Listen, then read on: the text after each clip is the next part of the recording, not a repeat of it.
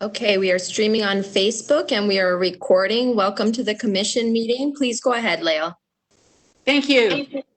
Good morning, everybody. I'd like to call this meeting to order of the Civilian Oversight Commission. I trust you and your families are doing well despite the earthquake this morning. As his funeral takes place in Atlanta, we remember the influence and legacy of Congressman John Lewis, who died on July 17th. He urged us to answer the highest calling of our heart and stand up for what we truly believe. The Civilian Oversight Commission is committed to doing just that. In his honor and out of respect, I'd like us all to have a moment of silence. Thank you.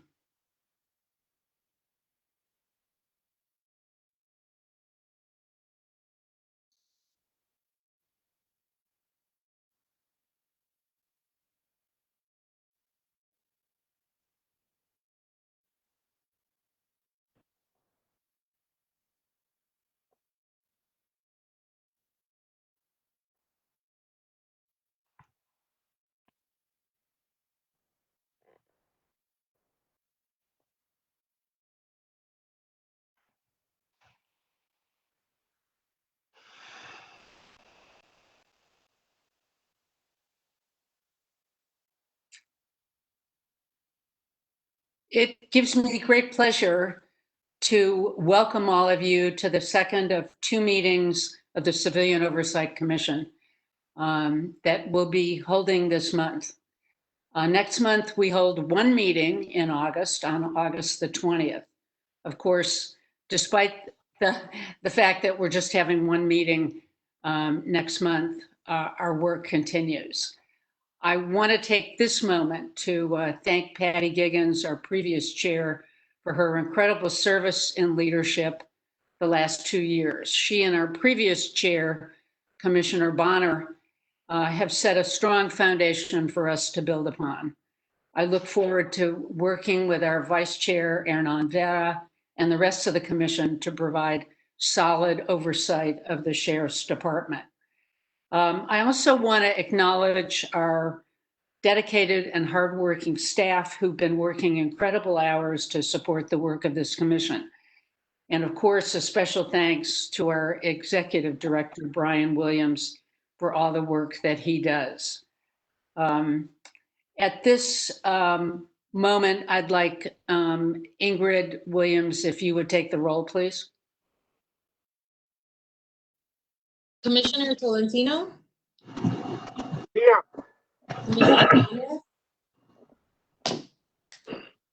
Commissioner Bonner? Here. Commissioner Harris? Here. Commissioner Giggins? Commissioner Kennedy? Here.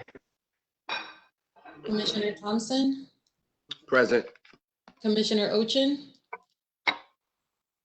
And Commissioner Vera.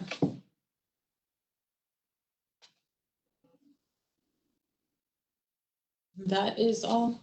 All right, then we do have a quorum, and I noticed that Commissioner Vera will be here later this morning.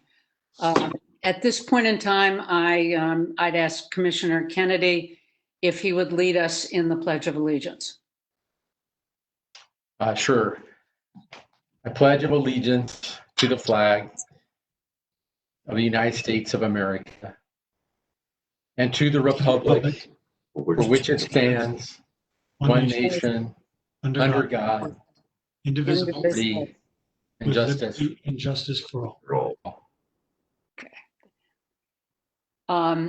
Thank you. As we continue with our virtual meetings, there are a few ground rules that are a little different from the in-person meeting that we last had in February. And it was indicated on the meeting agenda, 1 of 5 public comment. You must access the meeting through WebEx. please use your web link to join the session with your first name, last name, and the email with your computer or smartphone. When you register, you'll be able to select which agenda items you'd like to comment on. Your information will not be shared with other attendees. For those of you calling into the meeting, you must email us your comments at cocnotify@lacounty.gov. Please include the agenda item and the meeting date of your correspondence. All correspondence received shall become part of the official record. When you're going to provide public comment, please be sure to eliminate as much background noise as you can. Depending on the number of participants, we'll either have 1 or 2 minutes per person for public comment. Please bear with us. We keep getting better at this as we go along, but there are bound to be some issues. With that, let's get started. And if a speaker wants his or her name to be placed in the minutes, they must indicate so. So I first turn to agenda item 1. Is there any discussion regarding the July 16th minutes? Move approval.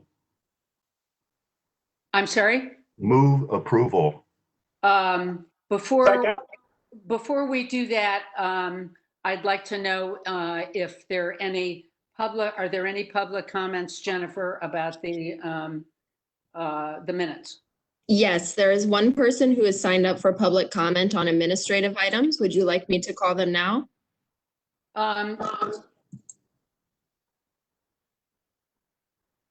Okay, we will go ahead and take the one person who has signed up for public comment.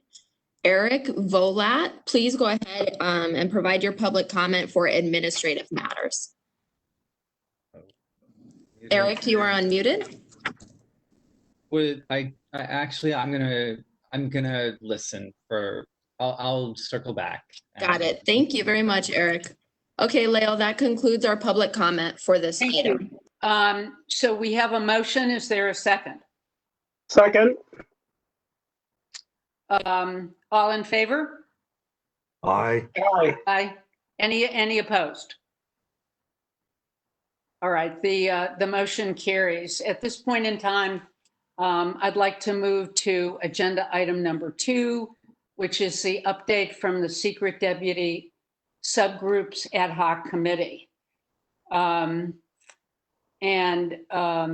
As you know, in October of 2018, the Commission established the Secret Deputy Subgroups Ad Hoc Committee to follow the issue and provide input to RAND regarding their ongoing study. As chair of the Secret Deputy Subgroups Ad Hoc Committee, I'd like to give you a brief update regarding this critical matter. Yesterday, the Ad Hoc Committee met with RAND and with the team that has been spearheading their work on this comprehensive study, and they expect that their report will be finally issued in January of 2021.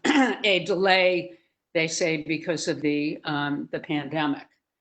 I also want to note that a secret deputy subgroup, the executioners from Compton, has been in the news lately. Last year, the Sheriff's Department implemented a policy dealing with secret subgroups, which this commission applauded.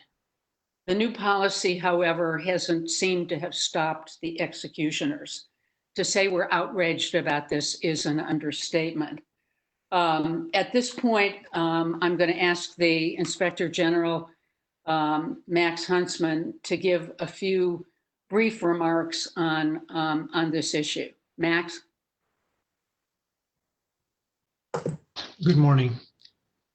The issue of systemic racism is one that's been debated hotly in our country for clear reasons lately, and I think sometimes the conversation gets off on the wrong focus.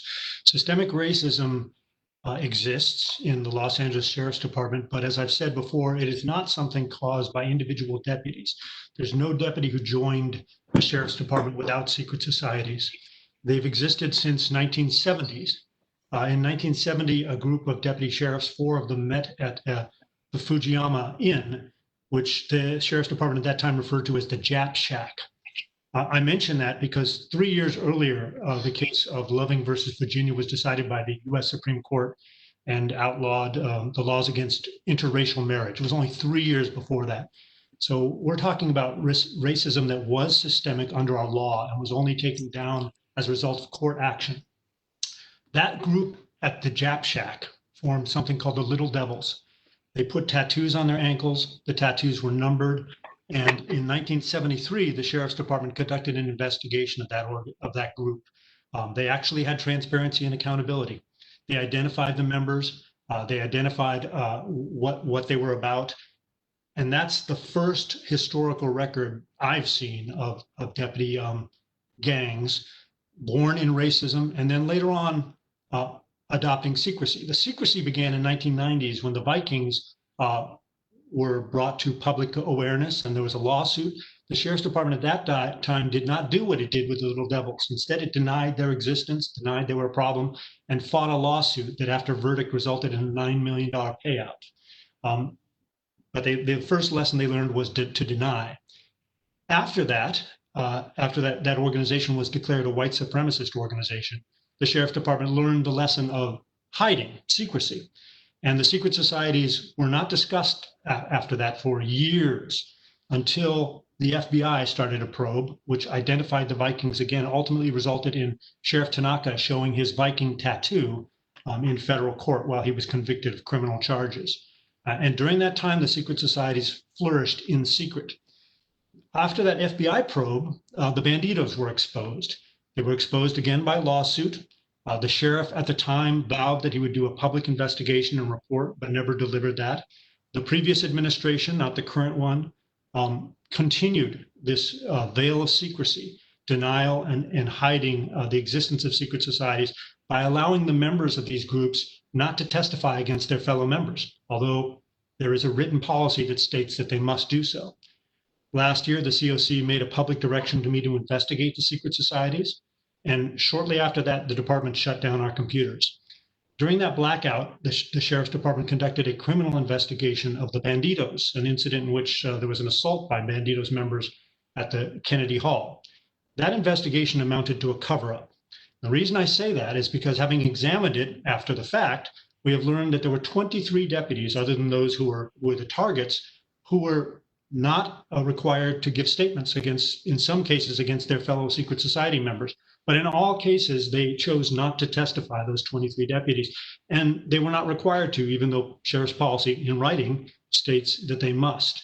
That was approved by the sheriff when it was submitted to the DA, and it was approved by the DA when the DA didn't ask for additional investigation, didn't ask for compelled statements from those deputies, and didn't conduct a grand jury.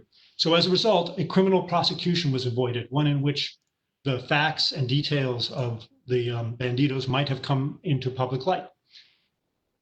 Now there are new groups that are forming, as has happened throughout the 50 years that we can track of secret society existence. The Spartans in Century Station, and now the Executioners in Compton. We first heard about the Executioners in the form of depositions of a Deputy Aldama, who had the tattoo of a skull with a Nazi helmet on it and said that there was no society behind it. But now we've received a claim alleging in great detail, similar to the Banditos claim, that in fact there is a secret society, the Executioners behind it, claiming that they discriminate against African Americans and women, which is a very similar claim to what was made with respect to the Banditos. And again, as I said, this tattoo, which is publicly, you can Google it, uses a Nazi helmet, a particular design with a lip in front that was unique to the Nazis during World War II, used by Germany before that and subsequently, but by the Nazis during World War II. Again, an indication of race-based issues within white supremacy in some cases. In some cases, these societies appear to divide along racial lines. And we're unable to investigate effectively because of the obstruction of the Sheriff's Department, which, as you all know, does not follow transparency laws, does not respond to the Measure R vote of 70% of the public to appear before this body, or to provide us evidence. When eventually the courts order the sheriff's department to comply with that law, and we no longer have that secrecy, that veil of secrecy, we will conduct an investigation similar to the one that was conducted in 1973, identify the members, identify the nature of the group and all these groups, and compare them to the written policy, which the chair referred to as implemented in LASD. It has not been implemented. It's in writing, but it has no investigations have been conducted to establish whether or not the individual groups violate people's rights in the workplace, violate people's rights on the streets. And so as a result, we have systemic racism in the sheriff's department as a result of these extra governmental groups that have influence within the sheriff's department, affect the deputies, affect the public, and are protected by sheriff's management through a code of silence that is enforced from the top down. So that's the current state of things. We were asked to investigate as a result of county council receiving a complaint. We've been designated the county's fact-gathering body to respond to the complaint. The sheriff's department is not cooperating in that process. I anticipate a lawsuit, much as there's been a Bandidos lawsuit, and I hope that a judge will make an order that the sheriff's department cooperate in the investigative process. But ultimately, I hope that one of the courts that we've engaged, this body having done that through the subpoena process, will ultimately order that the sheriff's department comply with the law and that we can conduct the investigations that have been out of favor since 1973. Thank you. Well, that is a lot to chew on this morning, and we've all learned that from the work that we've done at this point. And I want to thank you for that history. At this point, I'd like to see if there are any commissioners who have any questions or comments at this point in time, trying to make them brief so we can get through our agenda. Let me ask, if I could ask Mr. Huntsman a question. This is Of course.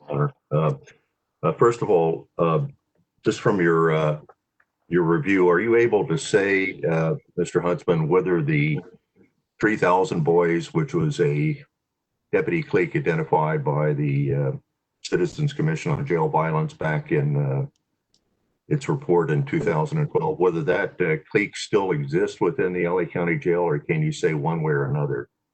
I cannot. I have no information that it continues to be active in the way it was when the CCJV had concerns about it being active and involving in a brawl with the 2,000 boys. As far as I can tell, that no longer exists, and they're no longer inking new members in the jails. But that is guesswork, and because these are secret societies, it's hard to be certain. Yeah, one other question, if I could. I believe that the sheriff implemented in policy, in the policy manual of the sheriff's department, essentially a prohibition on deputy cliques, joining deputy cliques or continuing in membership of deputy cliques. And I believe from my notes here, that was fairly recently. It was just 3 months ago in April of this year. But my question is, are you aware from your oversight role what the sheriff has done, if anything, to implement that policy that is a ban or a prohibition on joining or participating in deputy cliques? I'm aware of no implementation whatsoever as to that policy. And in fact, as I mentioned in the Bandidos investigation, it appears that the sheriff's department has worked actively to prevent the identification of a group as violating that policy in order for appropriate action to be taken. So I have seen no evidence that it's been implemented or pursued in any way. Thank you, Chair Rubin. I have a question. Any other commissioners? Yeah. Sorry, I joined a little bit late, so if I'm asking a question that you've already covered, please let me know. The group that was established to study this issue by the county, what kind of progress have they made thus far, if any? That was something that I mentioned Okay. before you joined us. This is RAND, the RAND Yes. Corporation, and they were, we met with them yesterday, and they were supposed to have their work completed by September. Because of the pandemic and the difficulty of the work that they do, they now say it won't be available till January of 2021. And they talked about where they have gone and what they have done. So in terms of specifics, they don't want to prejudge where what their final result is. I can only speak in generalities. Are we able to forward some of the questions, for example, that Commissioner Bonner asked, or I assume that you all asked those questions yesterday about the existence or non-existence of I would say gangs, for example, in the jails and so forth? That was discussed yesterday. Okay. Great. So I do have just a comment. I think what Max is describing should be called a conspiracy. Like that seems to me to be what is happening with both the existence of these gangs and with the way in which the sheriff's department is covering up or protecting members of these gangs and failing to implement clear policies against the existence of these gangs. And the question isn't whether the gangs exist. I think it's pretty clear that they do. We have a documented history of over 50 years at this point of their existence. I think the question, and whether they harm people and whether they discriminate, I think the answer is yes. I think the question is to what extent, and I hope that we'll get some clarity because the public demands it and the public is being harmed by these groups. My question is, has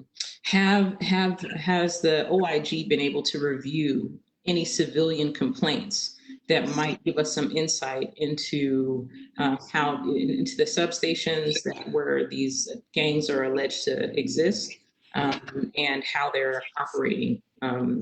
So, for example, if the Compton station has more complaints about particular deputies as compared to other similar substations, has that kind of analysis been done by the OIG, or is that being done by RAND? I don't know that RAND is doing that, and we have not been able to do such an analysis because we are not able to investigate effectively based on the Sheriff's Department's obstruction of our statute that gives us the powers to do that. In my opinion, the public complaints are not going to get to the core of the problem. They're going to identify the conduct that is inappropriate, such as, for instance, in the Kennedy Hall case, not a public complaint exactly, but the conduct is what triggered the criminal investigation. But without an investigation of the underlying causes, the public doesn't know what the conspiracy that has happened behind the scenes, the conversations that people had, what tattoos are on people's ankles. They only know the conduct that's done against them. So I haven't found public complaints to be an effective means of digging into the secret societies. It requires speaking directly to the deputies, compelling statements, obtaining evidence of the tattoos that are used to identify the members in order to actually, I think, break them apart and identify the nature of them so that we can find out which ones violate the stated policy of the Sheriff's Department. So, right, subpoena power. So we need to subpoena these documents and the testimony. Testimony as well, I think is a critical part of this. So I guess this is a basic question. I know that we have debated this, but there are other commissioners who have this last question. It's sure. The next question. Why do we call them secret societies or cliques and not gangs? I hate the term cliques. I will never use it. I find it representative of schoolyard antics, and so I think it is inapplicable. I use the term secret societies because I believe that gets to the core of what's wrong here, the secrecy. There are different behaviors of different groups and different people at different times, and many of them certainly fall into the gang category. Some don't. So I use the term secret societies. I don't consider that lighter than gang. I consider that worse. As you mentioned, conspiracy is worse than some kids on a street corner spray painting a wall. And a conspiracy of groups which have a racial component to them within the Sheriff's Department, a governmental agency, the governmental agency with power of life and death, is critical. So that's why I use the term, because I think the secret part is the critical problem, not because I mean to reject the idea that these are gangs. But the banditos acted in a gang-like way. We know from what we've learned about what they did. The Vikings acted more like an organization, or at least reportedly. And so they each have different characteristics. But I don't mean to reject the gang concept at all. I don't think we should get hung up on nomenclature here, but let me just say, I use the word cliques and I think I'll continue to do so. But the reason is that for 50 years, that's how deputy secret societies and those that commit crimes, which would be gang-like behavior, that's how they've been referred to going back to the Colts Commission. So they have an understandable, at least some understandable meaning of what we're talking about. So in any event, use whatever word you want, but let's not get hung up on what the word is here. Thank you. I think I know that Commissioner Diggins has been waiting to make a comment, and after that, I'd like to call on Commissioner Kennedy. Thank you. Thank you, Chair Rubin. Can you hear me? Yes. Okay, great. Okay, so I guess it's like, what do we do now? We don't know what is in or what's going to be in the RAND report, and we have to wait for January. This has persisted for a long time. It's come before us before. I'm glad that it's surfacing again. So then I think I want to ask, what is our role now?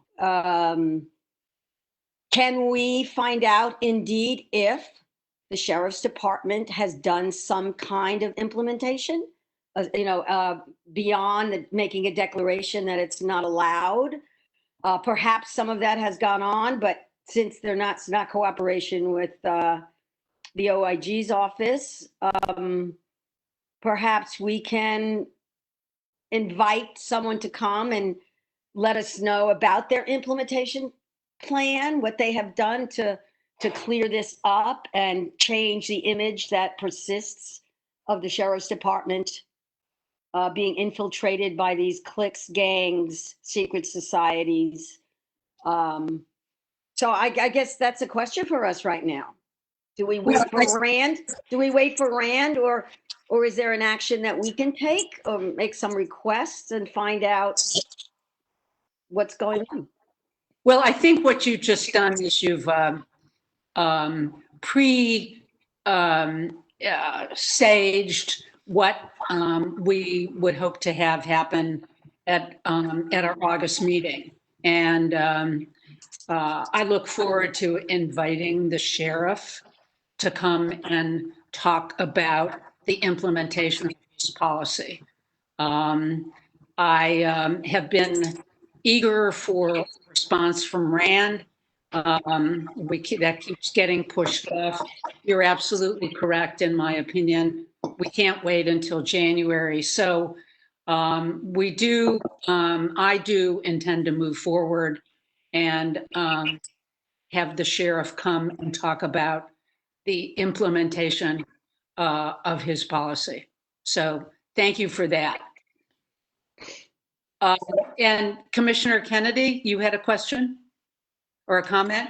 Yes, I had a comment. Thank you, Chair. As Commissioner Ochen noted, we have had 50 years of deputy gangs unchecked in the Sheriff's Department. If one only looks at the publicly available information from court records and depositions and press articles, you can identify where they congregate, the stations that they congregate, Priscilla. And my students and I this summer did that. And it is in East LA, South LA, Compton, and most recently the Antelope Valley.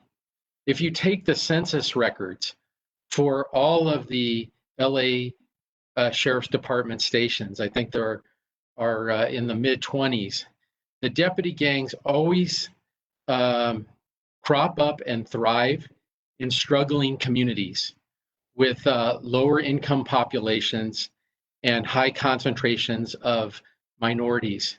And because it's like our Inspector General said, it's a us against them, a racialized view of policing, where they are there to promote violent, aggressive, hard-nosed tactics against minority communities that they police. I think the idea that the RAND Corporation is going to issue a report that is going to solve everything is incorrect.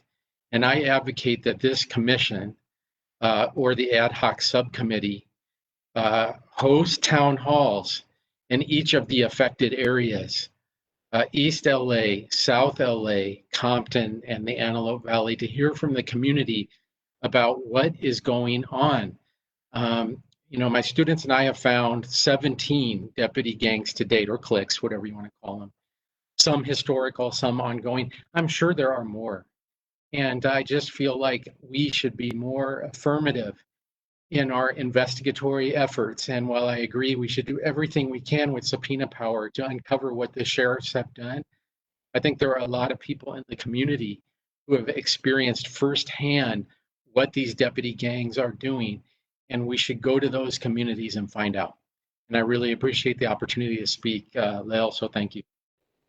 Oh, you're welcome. I think that's a great suggestion. Any other commissioners want to comment at this point before we go to public comment? Chair, this is Xavier Thompson. Yes, please go ahead. If I can direct this to our previous speaker, Commissioner Kennedy, as it relates to the communities and finding out firsthand what these deputy gangs are doing. Are they recognized as deputy gangs in their aggression? How does the community identify them as such? Is that for me? Yes, Commissioner Kennedy. I think that there are great debates over nomenclature in this area. Most community members do not like euphemisms, and they feel upset that they're not called deputy gangs because they feel that they meet the definition of criminal street gang under the California STEP Act, which defines gangs. I think reasonable people could disagree about that. On the other hand, I don't think we need to meet a statutory definition of a gang to call a gang a gang. You know, there are dictionary definitions, but I think many members of the community identify these gang members, these groups as gangs because they say that they're actually more threatening to them than the youth-based street gangs in their neighborhood. This is Commissioner Tolentino. Yes, go ahead. I'm following up on Commissioner Olson and Commissioner Kennedy's thoughts. Commissioner Olson asked about civilian complaints. Isn't that how our investigations are triggered? That the civilians are complaining about certain actions? So it seems to me, Mr. Huntsman, that maybe a look at the pattern or practice or trends, like Commissioner Kennedy was suggesting, of the civilian complaints would at least lead us to some of the native results that we need. Is like, who are the gang members? How are they identifying them? The number of complaints in a particular area. Just seeing the degree of harm of whatever the complaints are. So it seems to me that we ought to take a little more initiative than doing a RAND study, because I usually see some of these RAND studies and I'm not quite that familiar with it, but I've been involved in several of them, and they come up with a report and I'm not quite sure what happens to them other than saying, you know, these are bad people and something should be done about them. But it seems to me like it's 6-7 months and there's just no sense of urgency. I like Commissioner Kennedy's idea of at least providing some sense of urgency, that this commission is looking at it in a brighter light than just putting out a report. I echo what you say about not waiting for RAND, and I share Commissioner Kennedy's belief that town halls are appropriate for the reasons he stated. The public, the Sheriff's Department has demonstrated that they will not follow the law. It was mentioned that we should invite the sheriff to come next time. I remind you that by ordinance, the Sheriff's Department is required to be here at every meeting. The sheriff or a member of his executive leadership in his sheriff's department. We advised them of that yesterday. They're not here formally. So they should be here every meeting. They're not following the law. And that's why I think those town halls are important to get the people to tell the sheriff's department that they care about the law. But in terms of examining complaints, the problem is the complaints don't get investigated. They don't get properly investigated. They don't get thoroughly investigated. That's what's happened for years. My office has existed for 7 years, and I've stood and watched complaints not be properly investigated. So I'm pretty certain that road isn't going to get us where we need to go, because the public can't see the ankles. I'm not saying that we don't look at those complaints. I'm not saying it's not important, but we need to use actual subpoena power, actual investigative power, as my office has by law, in order to compel statements from individual deputies to find out who is in these groups, and to require them to provide us with documentation regarding the groups, as well as statements regarding the groups. Without that actual investigation, there's no statistical analysis that's going to crack this open, and waiting for Rand, I believe, to be a mistake.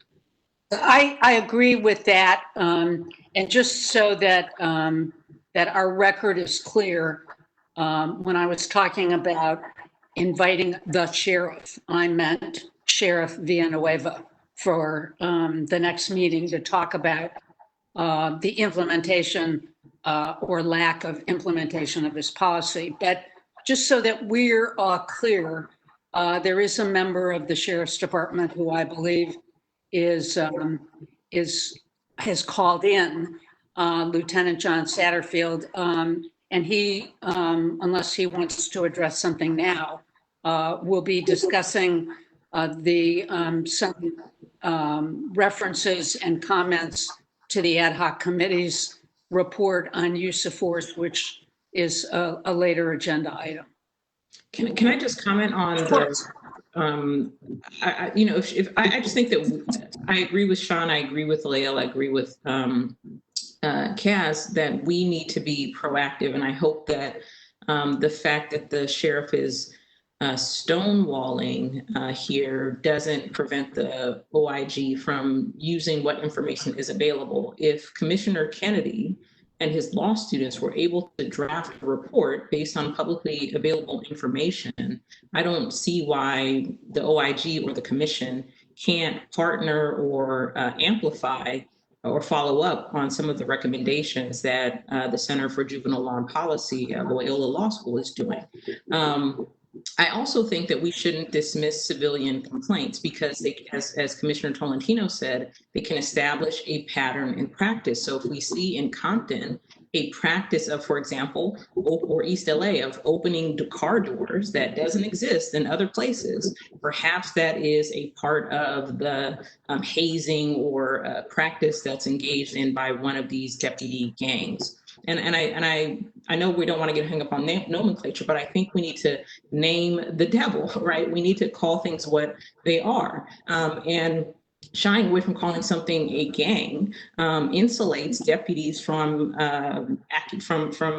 criminality, right? That's what gangs imply, which is why I bristle so much when we label our young people as gangs. And I also think we need to also call them hate groups if they are by definition white supremacists, and call that out within our law enforcement, because it has no place. So I don't think this is an insignificant debate, because if we have criminal behavior going on and white supremacy in our law enforcement agencies, we all ought to be doing every single thing that we can to dismantle and disrupt law enforcement practices like this. Thank you. I would like to ask Commissioner Kennedy if he and his students could put together a proposal for the ad hoc and or the COC in terms of how we would go about going to these 4 communities they've identified, and and having a town hall. So if we could enlist your help at doing that, I think that would be very helpful. Be happy to. Any other commissioner comments before we move on to public comment on this issue? Okay. Lael, this is Commissioner Harris. Could I make a comment? Of course. Yeah, and I'm sorry, I'm having connectivity problems. I don't know what's wrong, so I'm now on the telephone, so I apologize for. Oh. I have been here. You couldn't see me, and right. Anyhow, I really feel I agree. The town halls I think will be helpful. However, I think we're never going to really get to the bottom of this until we're able to have deputy sheriffs speak to the OIG, and if that has to be by subpoena, then it has to be by subpoena. But until deputies are compelled to come forward and speak honestly about what is going on, we are never going to get a handle on exactly what is happening. Just because of the very nature, I hate to overstate the obvious, but if they are secret societies, the public is not going to necessarily know the depth of the problem, if there is a problem, and I'm not so naive as to believe that there isn't a problem. I believe there is. But until we figure out a way to compel deputies, or it'd be nice if they would come forward of their own volition and speak of what they know, but I think we have to be able to ensure that they have anonymity for, again, obvious reasons.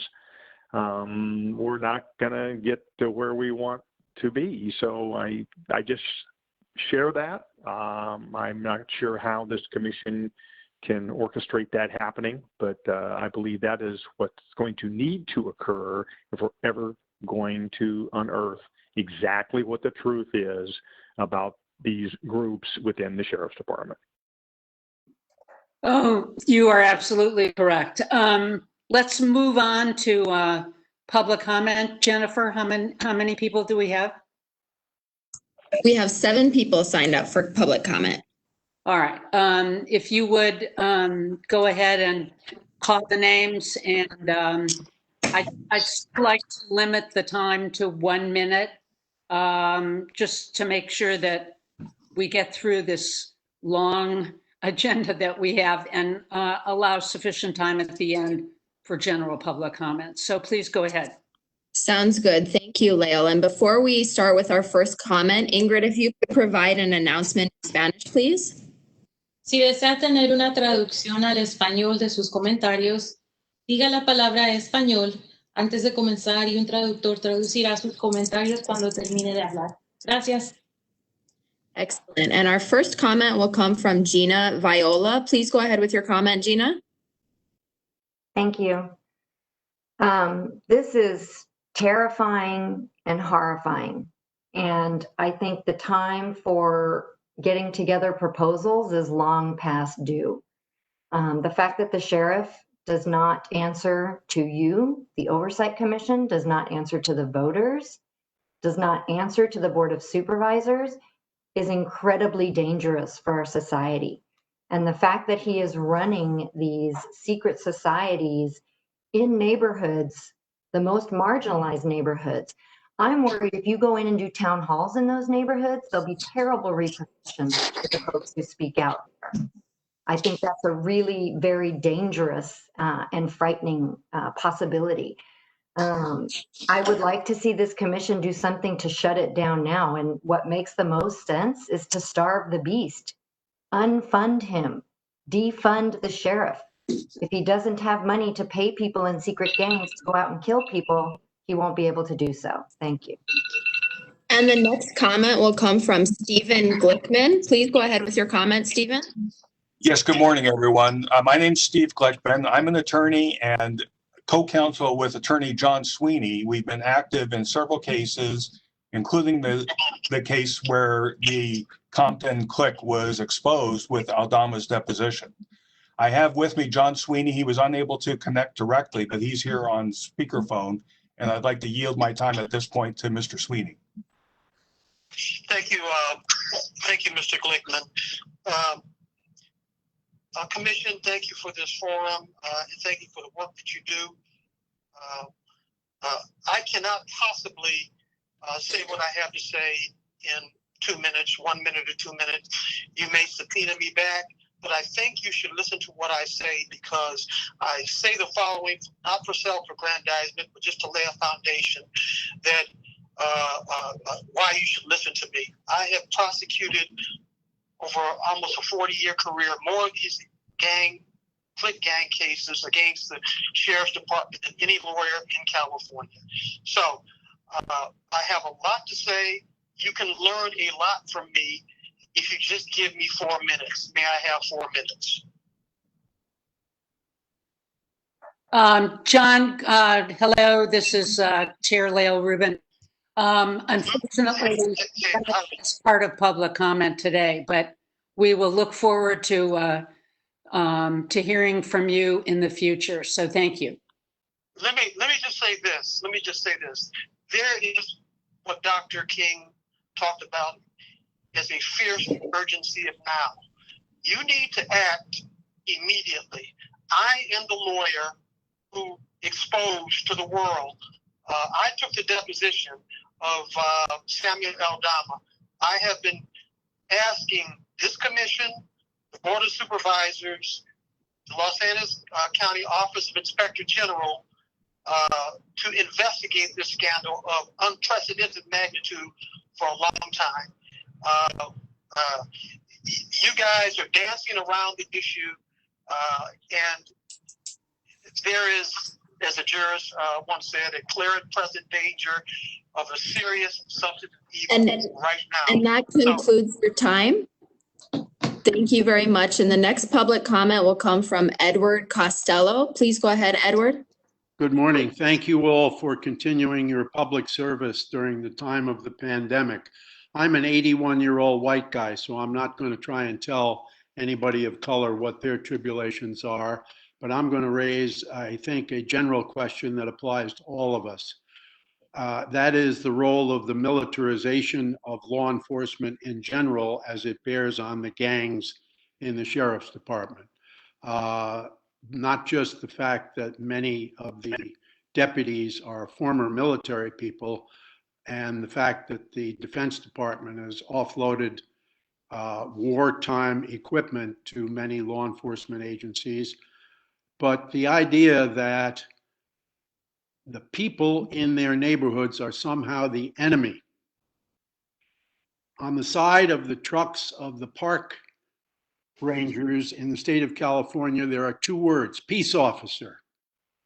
That's what law enforcement is supposed to be. I couldn't agree more with those commissioners and public commentaries to say, do something now. Thank you. And the next public comment will come from Doreen Sanchez. Please go ahead, Doreen. Good morning, all. I don't know if you could hear me. Yes, we hear you, Doreen. Please go ahead. I think that I also am an old elder here in the community, and I think Michael Zinzu went down in history talking about police violence in the Pasadena community. I do think that the community needs an opportunity to vent, even though I agree that they do need anonymity. And I just cannot believe that this sheriff continues to be sitting in a seat and has a job. I ask that he be fired, that we bring someone else in, and defund the police. It's the most we could do at this point. And I need you to take a firm leadership in this. I'm at every meeting. And our community needs strong leaders. And I thank you for your time.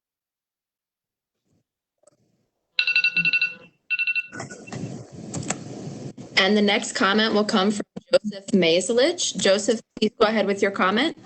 Good morning. As an old white guy who paraded around Parker Center in 1966 with a sign that said Police Community Review Board, it's very gratifying to see you folks, and over a long period, stick with this and keep fighting it. Thanks a lot. I want to mention a factor. This is not to exonerate any person or institution, but it's simply to mention that the extreme inequality in our society it has a demoralizing effect on those people who are supposed to uphold the property relations and other things in the society too. That's got to be a factor looked at somewhere along the line. I want to say something else also about moralization and demoralization. Having the body charged, I think it was Commissioner Kennedy who said, with actual power of armed force and life, that is behaving in this way must drag down the attitude towards law and towards the social order and good sense on part of the whole community. Thank you and good wishes, and you have a lot of support with this effort. Excellent. And the next public comment will come from MW. Please go ahead with your comment. I so appreciate the work of the Inspector General for the past 7 years. It is absolutely unthinkable that these types of offenses and gangs are allowed to control and demoralize and oppress entire communities. It's unbelievable to think that there are students out there gathering this data that this body is not willing to enforce. Today, the final love letter of John Lewis writes these words: "Fear constrained us like an imaginary prison, and troubling thoughts of potential brutality committed for no understandable reason were the bars." But these are real bars being put on lives by real criminals, and they are our sheriff's department. Use your power, subpoena them, and follow it to the full extent of the law to defund this demoralizing, oppressive, corrupt body of government officials. And the next comment will come from Mariela Alburgess. Please go ahead with your comment, Mariela. Hi, good morning. Mariela Alburgess from Reform LA Jails. I just again want to thank the commissioners for their continued commitment to process and procedure. However, I also see the frustration of Inspector General Huntsman and many of the commissioners as to the continued cover-up and obstruction of justice by the Sheriff Department. I did appreciate Mr. Huntsman giving us a historical grounding of the secret societies, which makes clear that this is not new, makes clear that the Sheriff Department is committed to allowing these secret societies that are rooted in hate to flourish in the dark. So again, I ask, how can we expect the sheriff that questions the legitimacy of the commission to cooperate with any investigation or honor any subpoena, as he has shown now? I ask for, again, and I uplift the demands and the call to issue immediately a subpoena, as Inspector Huntsman and Commissioners Osen, Harris, and others have uplifted. These subpoenas must be not only for Sheriff Villanueva, but also for the deputies of the respective stations and the communities such as the one uplifted by Commissioner Kennedy in East LA, Southern Los Angeles, Compton, and Antelope Valley. I think that, again, this shows critically that the Sheriff's Department cannot be trusted. They must actually be defunded. We must divest, and again, we must call them to the table. Thank you. And the next comment will come from Laura Adery. Please go ahead with your comment. Hi, thank you so much. And thanks so much to the commission, as everyone has said, for continuing this fight. I think it's so clear that we're really past the slippery slope of these bodies of government having such corrupt control and power. And as another caller said, it's time to starve the beast. There's no other way that they are bowing to any advisement or regulation from even this committee. And it's clear at this point that they really can't be stopped unless we defund them and take away their power in another way. They're not willing to cooperate. They're not willing to be transparent, cooperate with regulation, serve the community. Then we need to shut them down. This is the point we're at this point. It's terrifying to me to see what's happening all across our country with militarization of the government. And it's clear that even on this small scale, if we don't stop this now, more horrible things are to come. Thank you. Thank you. And then the last public comment will come from Elena Shukem. Please go ahead with your comment. Thank you. I'm also echoing that we defund the sheriff, but I wanted to bring up the point that at this point, if you use your power to do this, you will set a precedent and an example that can go much further. We're already seeing all the federal militarization in our cities all over the country. So starting here can be an echo that goes further into our country, and I really implore you to act. Thank you. Well, that concludes our public comment for this item. Thank you. I want to thank everybody for their comments, and I would like at this point to move ahead to agenda item 2B, which is discussion regarding the Sheriff's Department's efforts to address COVID-19 in the jails. Since the onset of this pandemic, the COC has been working diligently to be informed of various efforts by the Sheriff's Department to mitigate the situation. The ad hoc committee is compiling all the data gathered from various county departments and organizations to put together a comprehensive report regarding the Sheriff's Department's efforts in this regard. On behalf of the COVID-19 ad hoc committee, I'd like to extend my appreciation to each of the individuals who've shared their knowledge and information and practices with the committee. I wanted to give a brief update as to where the ad hoc committee is in terms of the report.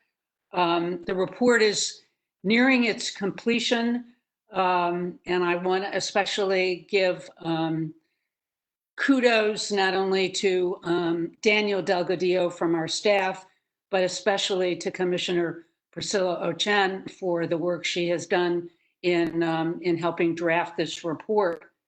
Following our last COC meeting, where we had the very poignant and impressive comments from two community members who identified themselves as A, B, and YC. They spoke about their firsthand experiences in the jail. And in particular, AB was talking about his inability to get to court for his scheduled court appearances. We've heard about the difficulty in terms of transportation to the courts, and then what happens in terms of testing or lack thereof and infection rate when they return. We, as a result of hearing from AB and YC, we've done a little additional work in terms of getting information from the Public Defender's Office, and we have a few more people that we want to gather data from, and then I think we will be ready to present a long-awaited report to this commission. At this point, I'd like to see if there are any other commissioners who wish to speak on this issue, and in particular, any of the other commissioners who are involved in this lengthy ad hoc proceeding. So I'll open it up if anybody wants to, and either from the ad hoc committee or generally other commissioners want to make some comments on this. Yes, I'd like to comment. One thing that I'm really disappointed about is I should ask if the lieutenant that's here with us has any information about the 6 deaths that have occurred in the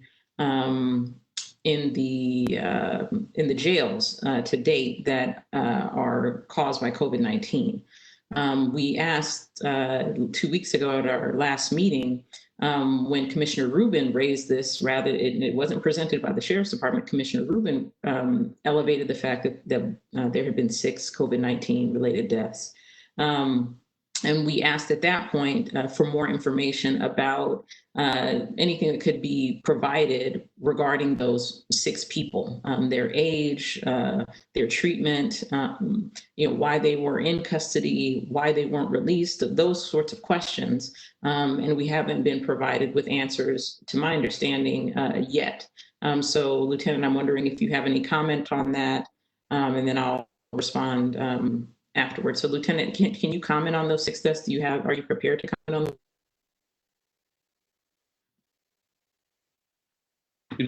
Lisa's been here talking the last few. What I can say is I was asked to be here on the topic that we haven't yet gotten to, which is use of force. I know that the sheriff will send a subject matter expert on any topic that this commission requests. But it's not fair to ask me to show up here to speak about use of force and then blindside me with something that I'm not prepared to speak on or haven't prepared. So anytime this commission wants to know about anything, just ask in advance, and a subject matter expert who is the person most knowledgeable on that topic will be, just like I am here, to address whatever your concerns are. But I can't speak to that issue because that is not my subject matter expertise. I want to take this opportunity to welcome you, Lieutenant Satterfield. I was told at the beginning of the use of force discussion that I would introduce you as well. And I know that Commissioner Ochen is looking for information and not attempting to blindside you. So please don't take that as any attempt to buttonhole you into something that you're not prepared to talk about. I didn't take it like that. Thank you. Okay. I meant it as a figurative speech. I'm not prepared on that topic, and I'm not the subject matter expert. That's all I'm trying to say. Thank you. I just, you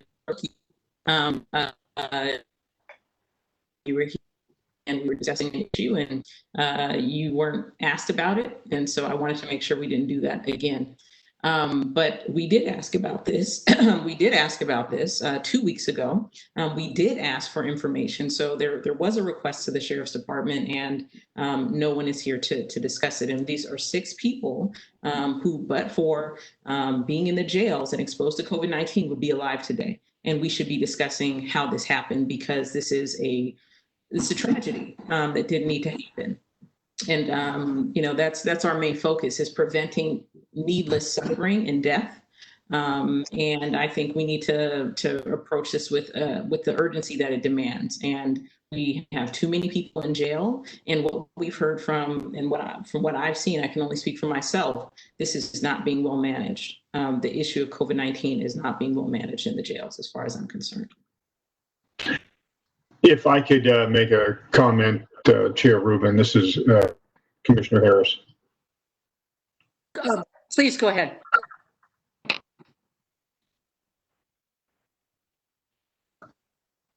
Oh. We can't hear you, Commissioner. JP, it sounds like you were going in and out. I'm not sure if you can stand in a place with better reception. We should. Okay, hang on. Let me try this. Okay, I'm now on the telephone. You hear me now? Yeah, that's better. I hate to sound like a Verizon commercial, but my point was this, that You can either shut off the phone. that I have muted everything that I can. Okay, JP, please go ahead and speak the phone. We should be able to hear you now. Okay, that's what I'm doing. Yes, I would just hope that anytime we have whatever topic is on our agenda, that we have a subject matter expert invited. I know Assistant Sheriff Chase has joined us for the last couple of meetings, and I thought, that was very helpful to have him here. He is the person in the best position to answer these questions. I agree with Commissioner Ochen.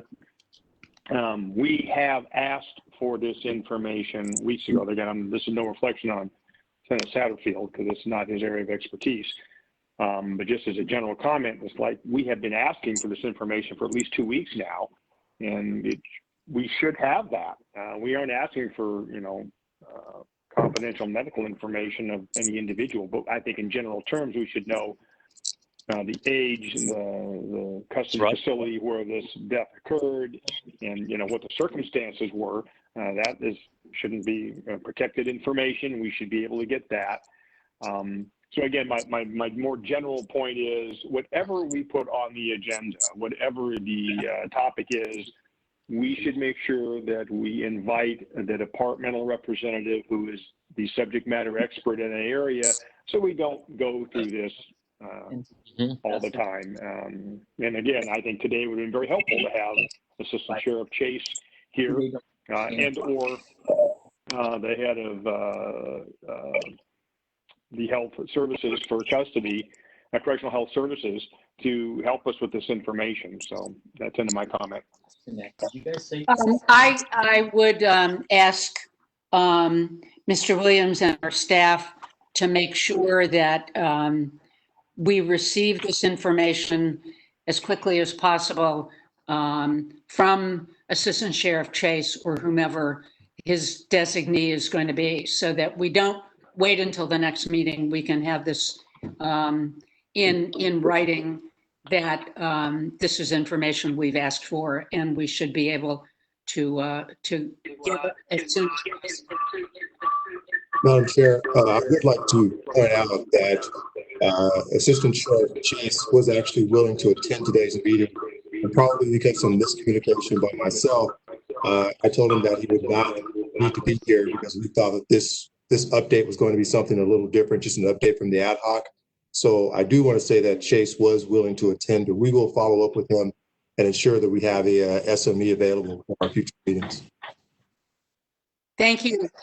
Any other commissioner comments before we proceed to public comment? Just one other thing. I want to ask next week that, or not next week, our next meeting in 2 weeks, that we also invite someone from CHS, Correctional Health Services, and if relevant, and of course I'll check in with the commission, the ad hoc committee, someone from ODR to talk about the population reduction efforts or to answer questions. And certainly that I imagine will be a part of our recommendations. I also want to lift up the fact that, LA County has passed an ordinance around anti-racism. And I want us to also be thinking about all of these issues, especially given the moment that we're in, through an equity lens, given how disproportionately COVID-19 has affected Black and Latinx communities, how the responses has affected communities both inside and outside of the jails, and in terms of how the population has been managed through an equity lens. So I just want to lift that up and let the community know that members of the commission are concerned about equity throughout all of the issues that we're examining. Thank you for that. Any other commissioners have comments before we go to public comment? All right, Jennifer, how many speakers have signed up for public comment on this issue? We have 22 speakers who have signed up for public comment on this. All right, this is clearly going to be 1 minute apiece. Look forward to hearing from you. Thank you. Okay.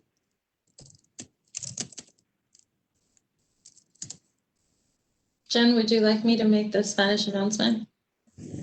Sure, please go ahead and make that announcement. Si desea tener una traducción al español de sus comentarios, diga la palabra español antes de comenzar y un traductor traducirá sus comentarios cuando termine de hablar. Gracias. Thank you. And our first public comment will come from Doreen Sanchez. Please go ahead with your comment, Doreen. Thank you. I'm speechless. I just not sure, other than, the cards are on the table. How can we not see what's happening here in our communities? How can we not continue to listen to our gentlemen that are in prison and jails and are not getting even the basic needs? We heard from them last month. What has changed in a month? Do we have any? We have a representative that says, I can't talk on this subject. I can only speak on another subject. And I have little information, and I know that it's been requested from the Sheriff Villanueva. Sheriff Villanueva is bucking, he's passing the buck, he's not listening, he's not respectful to the community, and he must be removed. That's the only chant I can continue to say. We do not have a good leader right now. If we need sheriffs at all, he's not the one we need. Thank you so much, and I yield my time. Thank you. And the next comment will come from Elena. Kim, please go ahead with your comment, Elena. Yeah, I want to say that I'm in support of 2B, like that we really work on supporting our community. You need to immediately send health workers in there, and you need to deal with this situation and let as many people out as possible. There's way too many people in our jails. It's unsafe even before the COVID. Thank you. And the next comment will come from Elizabeth Talasi. Please go ahead with your comment, Elizabeth. Hi, thank you. This is my first time participating in this kind of a meeting, in any oversight commission meeting. And so I want to make sure everybody knows that we're at a inflection point in our history, and we really need to very seriously and have a sheriff's department that, I mean, you as the oversight commission, you see everything that the sheriff is doing and the problems with jails and all the things that he's saying publicly as well. And, you know, people have very little confidence in this person and in this institution. So I hope that you all will step up to do whatever is in your power to reduce his power that he has and that the sheriff's department has. And also, I agree that whatever agenda items you guys have on your agenda every meeting, the sheriff's department should be sending somebody who can speak to each of those items. That's basic. That should be just basic protocol.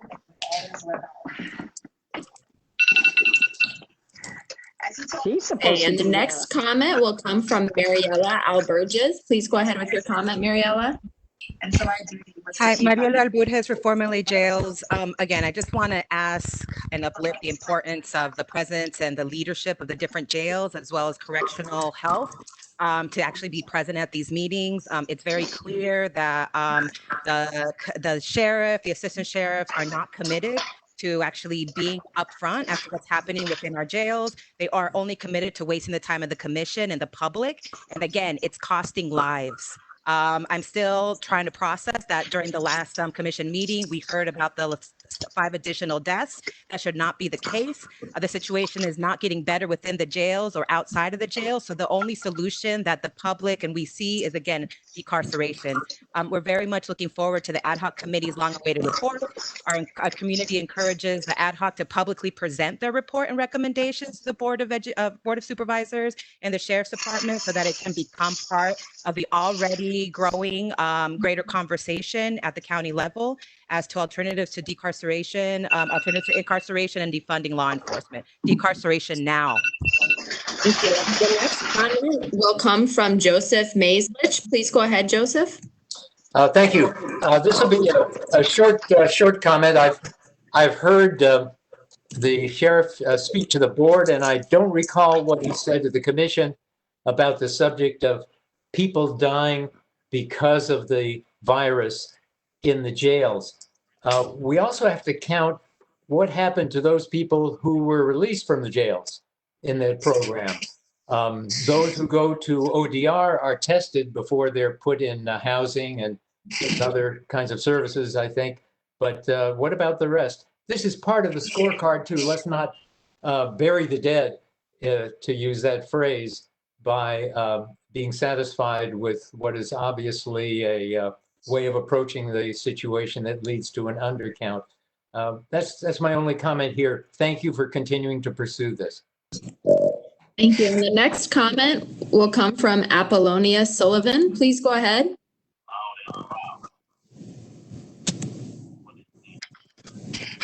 Hello? Apollonia, please go ahead with your comment. You are on right now. Please go ahead. It seems that the continues to mute you after I unmute you. Hear me? Yes, we hear you now. Please go ahead, Apollonia. Okay, thank you. As far as the COVID-19 effects on jails, I agree 100% that is delaying the people able to go to court and plead their case legally.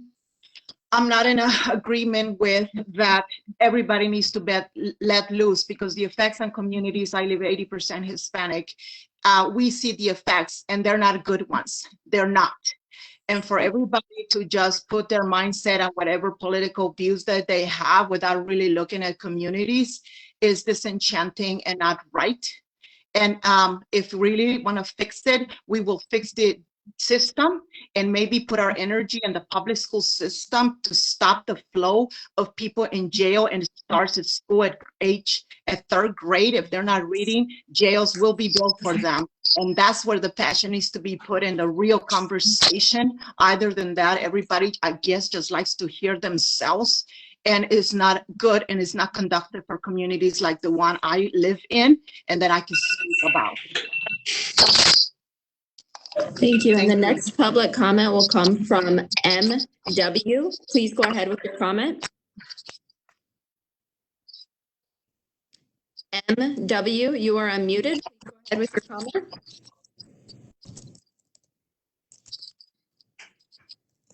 Okay, hearing nothing, we will move on to the next person. Lauren Hogan, please go ahead with your comment.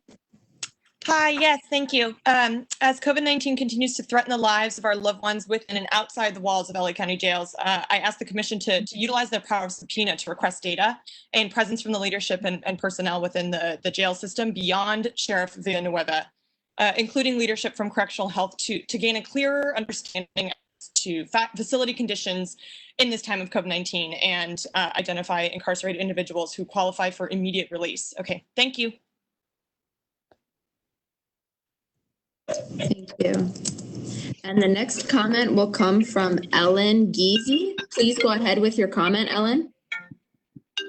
Hello, can you hear me? Yes. So I would like to mention something that Commissioner Bonner brought up 2 weeks ago, which is that the percentage death rate in the jails was currently in line with the county-wide death rate. And I would like to point out to him and to the rest of the commission the fact that within the jails, we can very reasonably expect COVID to spread faster and be worse instances of it due to the fact that it is so disproportionately BIPOC community and those with underlying health issues, and because of the confined spaces. The fact that we have any cases and we've had any deaths, the fact that it's currently in line with county numbers should not be the thing that you are looking at. You should be looking at the projections for the future, and that this needs to be addressed very rapidly. We have seen time and time again that we do better fighting COVID when we get ahead of it and not when we wait for it to force our hand with these situations. Thank you. Thank you. And the next comment will come from Joe Chase. Please go ahead with your comment. Oh, shit. Joe Chase, you are unmuted. Please go ahead with your comment. Okay, hearing nothing, we will move on to the next person.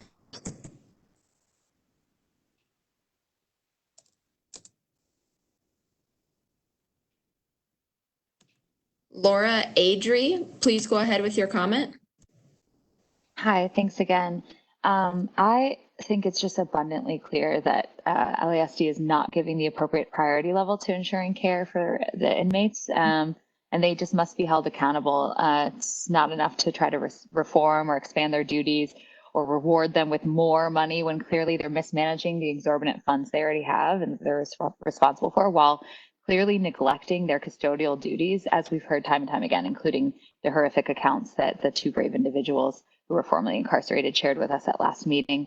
I think it's clear that the Sheriff Villanueva needs to be fired.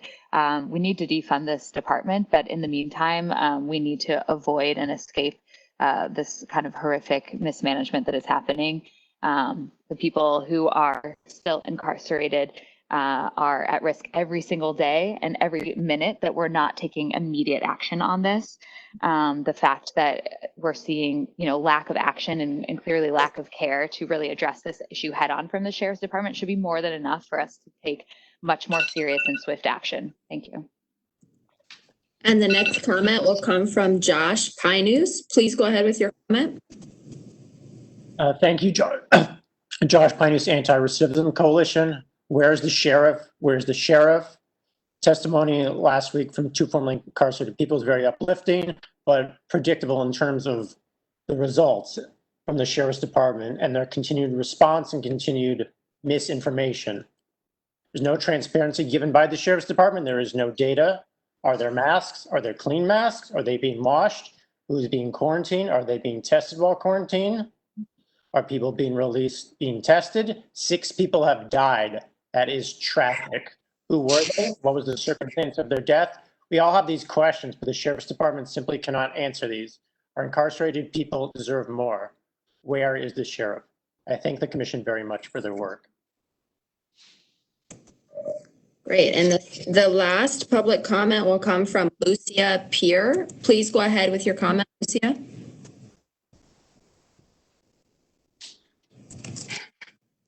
Okay, it looks like Lucia dropped off, and that does conclude our public comments for this item. Lael, please go ahead. Thank you very much. I know that this continues to be an issue and a problem that needs to be resolved, and we will continue to pursue it until we feel that there's responsible approaches and real serious attempts to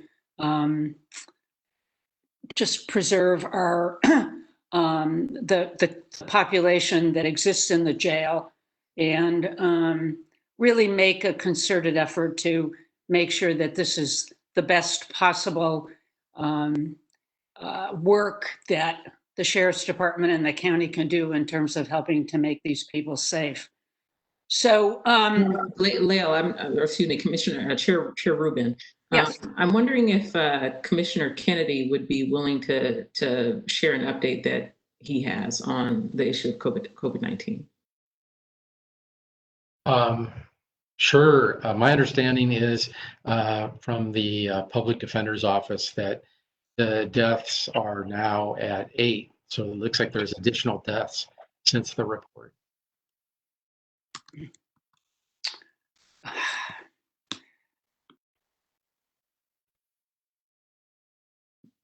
You're muted, Chair. Hopefully we'll get, thank you, Commissioner Kennedy and Commissioner Chen. Hopefully we will get a written response from the Sheriff's Department within the next few days, because these are issues that we have asked about previously. Yeah, this is Commissioner Harris. If I could just ask, Commissioner Kennedy or Commissioner Ochin, do we know that these deaths are COVID related, or do we have any idea what the cause is? Because I haven't heard that they are COVID related. Any death in custody is horrible. I'm not trying to minimize anyone's death, but I don't know that these are COVID related. Does anybody have any information to that effect? If I could jump in there, I can give you a little bit of information. I can't speak to the 8, but at the time that the number was 6, and Bruce Chase was here talking about it, as he told the commission, those 6 deaths were people who were COVID positive, and they died under circumstances in which it is reasonable to believe that COVID had an influence on their death. It wasn't just, oh, gee, they died in custody. Yes, other people have died in custody, and they're not part of that list. Do we know for certain from an autopsy and a medical pronouncement that they died because of COVID? No, I don't know that's formally been made, but they're not just deaths that occurred in custody. I can't comment on the additional information from the Public Defender's Office. So I hope that helps. Thank you. My understanding is that the information was published on the Public Health Coronavirus website. That's the only information I have. And I would say that assuming they're consistent, Custody Health Services and the Sheriff's Department have been reporting on deaths of people who are COVID positive and die under circumstances on which it seems likely. None of the ones that I've taken at all a close look at that my staff have looked at, there's been any reason to think that they were just deaths that were being attributed to COVID. They were, there's a high reason to believe that they are likely because of COVID or influenced by COVID. But as with many medical things, you can't always be 100% sure as to what has ultimately caused a problem inside the human body. But the people were COVID positive, and the things that happened within their body were consistent with what the doctors tell us happens when you have COVID and it kills you. I think that's correct, and I think that at a prior meeting, there was a discussion about the fact when we learned about the deaths that while these individuals were COVID positive, they did have underlying health issues, and exactly what the cause of death was, as you say, I don't think the sheriff's department knows. But in any case, we at least ought to be able to know about deaths where there was COVID positive and an inmate died. And that at least will, give us some sense of a framework. So I thank you for that.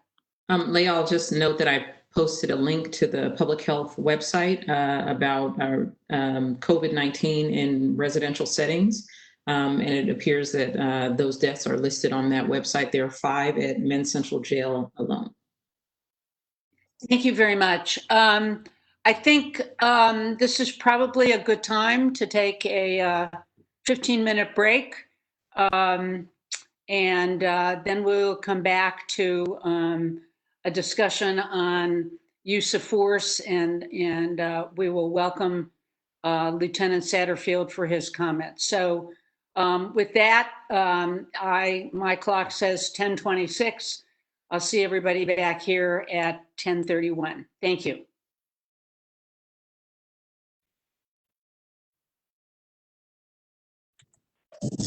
Lael, this is Jennifer. I just wanted to clarify. You said 15 minutes, so at 10:41, is that correct? Oh, sorry, you're muted. Sorry, when you're awakened at 4:30 in the morning by you don't count very well. So yes. Okay, perfect. Excellent. Thank you. Thank you.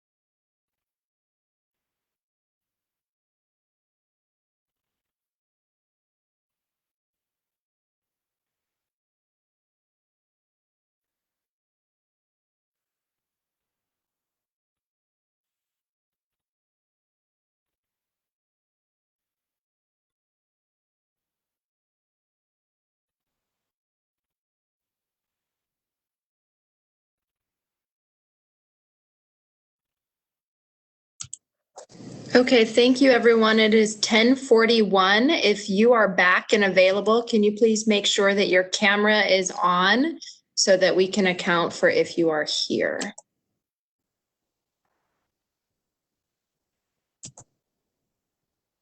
And Everybody back, Jennifer? it is looking like everyone is back. Great. Thank you all for being so prompt. Before we move to agenda item 2C regarding the use of force recommendations, I see that Vice Chair Anand Vera has joined us. We missed you at the opening this morning, and so glad you're here. I don't know if you had anything that you wanted to share with us before we move on. I did. Thank you, Chair Rubin, and again, my apologies for my tardiness. But I did want to record my how should I put it? Extreme disappointment and anger, really, at the slur that the sheriff has used last week in a Facebook broadcast against Supervisor Solis. He said, and I quote, "Are you trying to earn the title of La Malinche?" Now, for those that don't know, La Malinche was a historical figure. She was an interpreter and a slave to Cortés during the genocide of the Aztec people. And it's so far past the bounds of acceptable speech in any setting to use that slur. It's sexist, it's racist.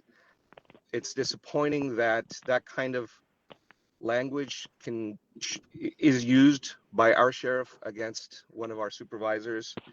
And you can tell I'm passionate about this. I'm literally shaking with anger as I describe this, because that type of slur is, like I said, outside of any acceptable bounds. And I wanted to make that comment for the record because I consider it completely unacceptable, Chair. Thank you for that. I think we all share that that view, and hope we are finished with those kinds of ways of talking to people. I certainly hope so, and I hope that issue has been raised in other circles as well. So thank you. I do want to move ahead because I know we'll spend a fair amount of time on the use of force recommendations. That is item 2C, and I believe at the June 18th meeting, the commission voted to adopt the use of force ad hoc committee's reform recommendations.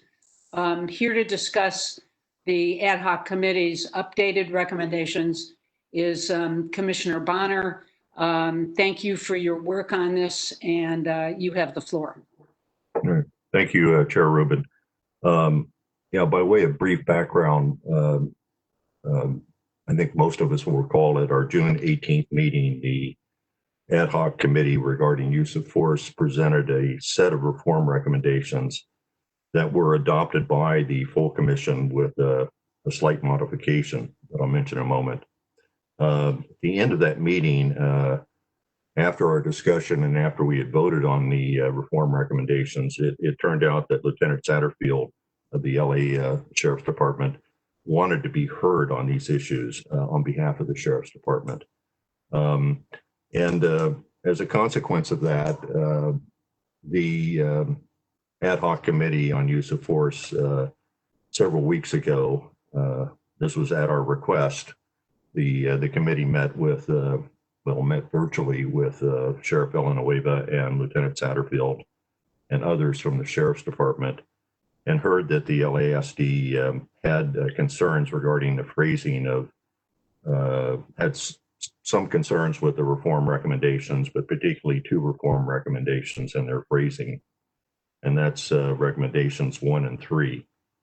The Sheriff's Department, in particular, Lieutenant Satterfield, articulated reasons regarding a need to add the underlined language. If you have our June 24th Use of Force Committee report in front of you, adding some qualifying language to both recommendations 1 and 3.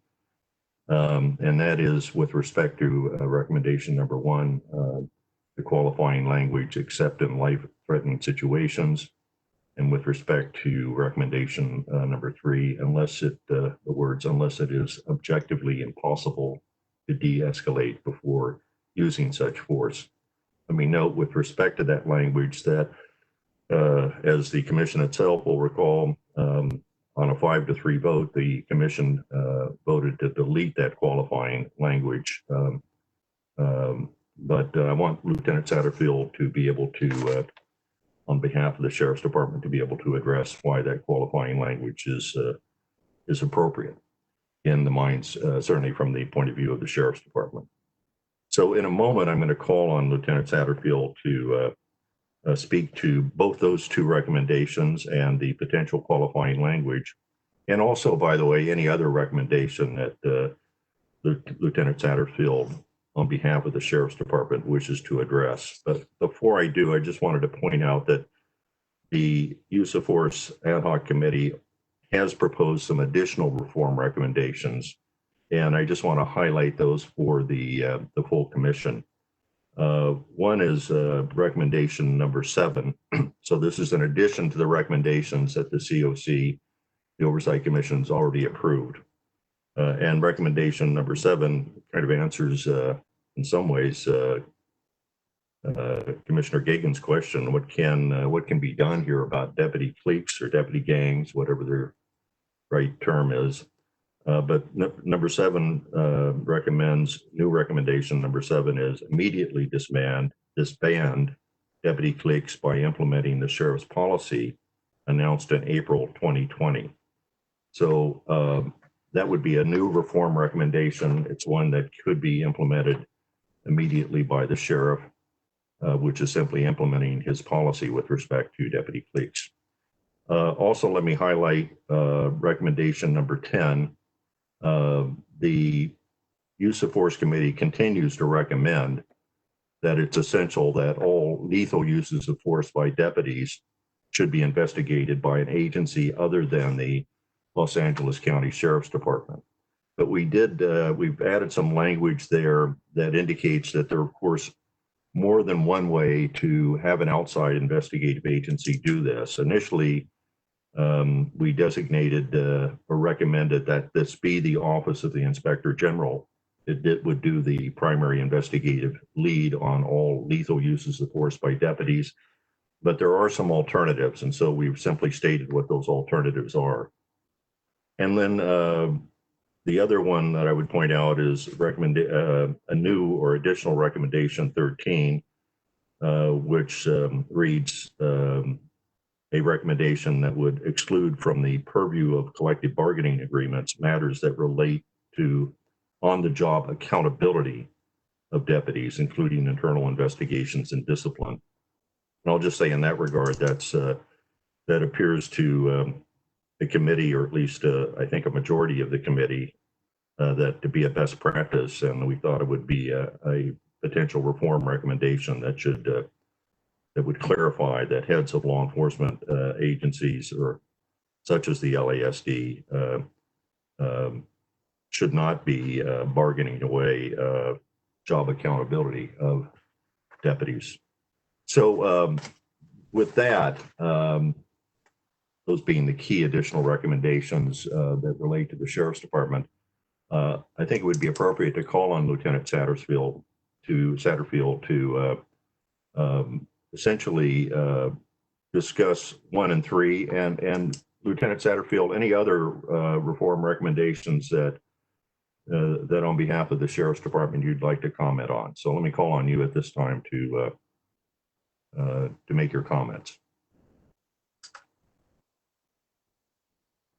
Thank you. Good morning, Commissioners. This is my fourth time addressing either the full commission or an ad hoc commission, the use of force ad hoc, but I've never formally introduced myself. So in light of the broad brushstrokes that have been painted today in relation to peace officers serving with the LA Sheriff's Department, I think it's important for me to take a minute to do so. My name is John Satterfield. I was born, raised, and continue to reside in LA County. I honorably served my country for 6 years as a U.S. Marine, and I have honorably served the community as a deputy sheriff for the last 29 years, currently holding the rank of lieutenant. I possess a master's degree in public administration as well as a doctor of education degree from the University of Southern California. My dissertation topic was titled Training in Law Enforcement, Infusing 21st Century Policing Concepts into the Organizational Culture. As my dissertation infers, organizational culture change is very important to me, and I can unequivocally state it is important to Sheriff Alex Villanueva. I am here today representing the sheriff because I am the person most knowledgeable, or PMK, on the topic you requested to be addressed. I would like to reiterate there will always be a department PMK present on the topic this commission formally requests. I think the breakdown in communication may be the formal request process through AAB. All requests must formally go through the department's Audit and Accountability Unit and Captain Rodney Moore, who is always monitoring this meeting. So anytime this commission wants someone to present information, we're going to find the person most knowledgeable on that topic and provide them as long as that request has been made through AAB. And now I'll go into the use of force. Lieutenant Satterfield, not to interrupt you, but I appreciate the point you just made, and I want it to be clear, and somehow else ensure the representative, you may have to communicate this back, or we'll communicate it back to the AAB. But first of all, it is the consensus of the Oversight Commission that either the sheriff or the undersheriff should attend all Civilian Oversight Commission meetings or hearings, public hearings such as this. And I just want to underscore that. I mean, that is our request. That's our continuing request of the sheriff, that either he or the undersheriff attend all our meetings. Secondly, in this case, we only invited you to speak on any of the topics as a subject matter expert, and that was only on this issue that we're discussing right now, which are the reform recommendations that involve the use of force and the appropriate policy surrounding that.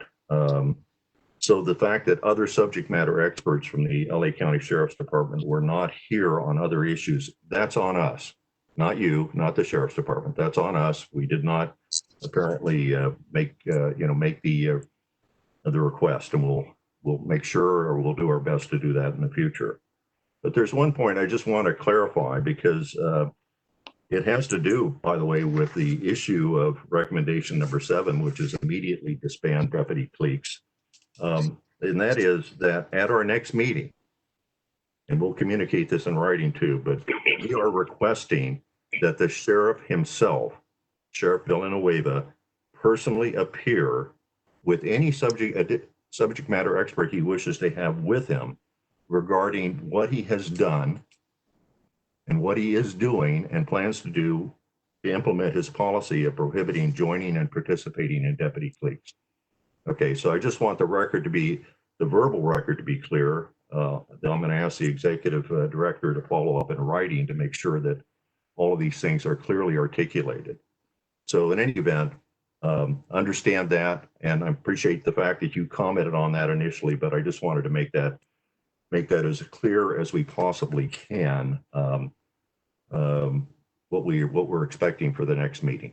Okay, so now let's get to the subject at hand, why you're really here, which is to comment on the reform recommendations, any of them that the Sheriff's Department has concerns about, and thinks that we ought to modify and change in any way, including the qualifying language that I mentioned earlier.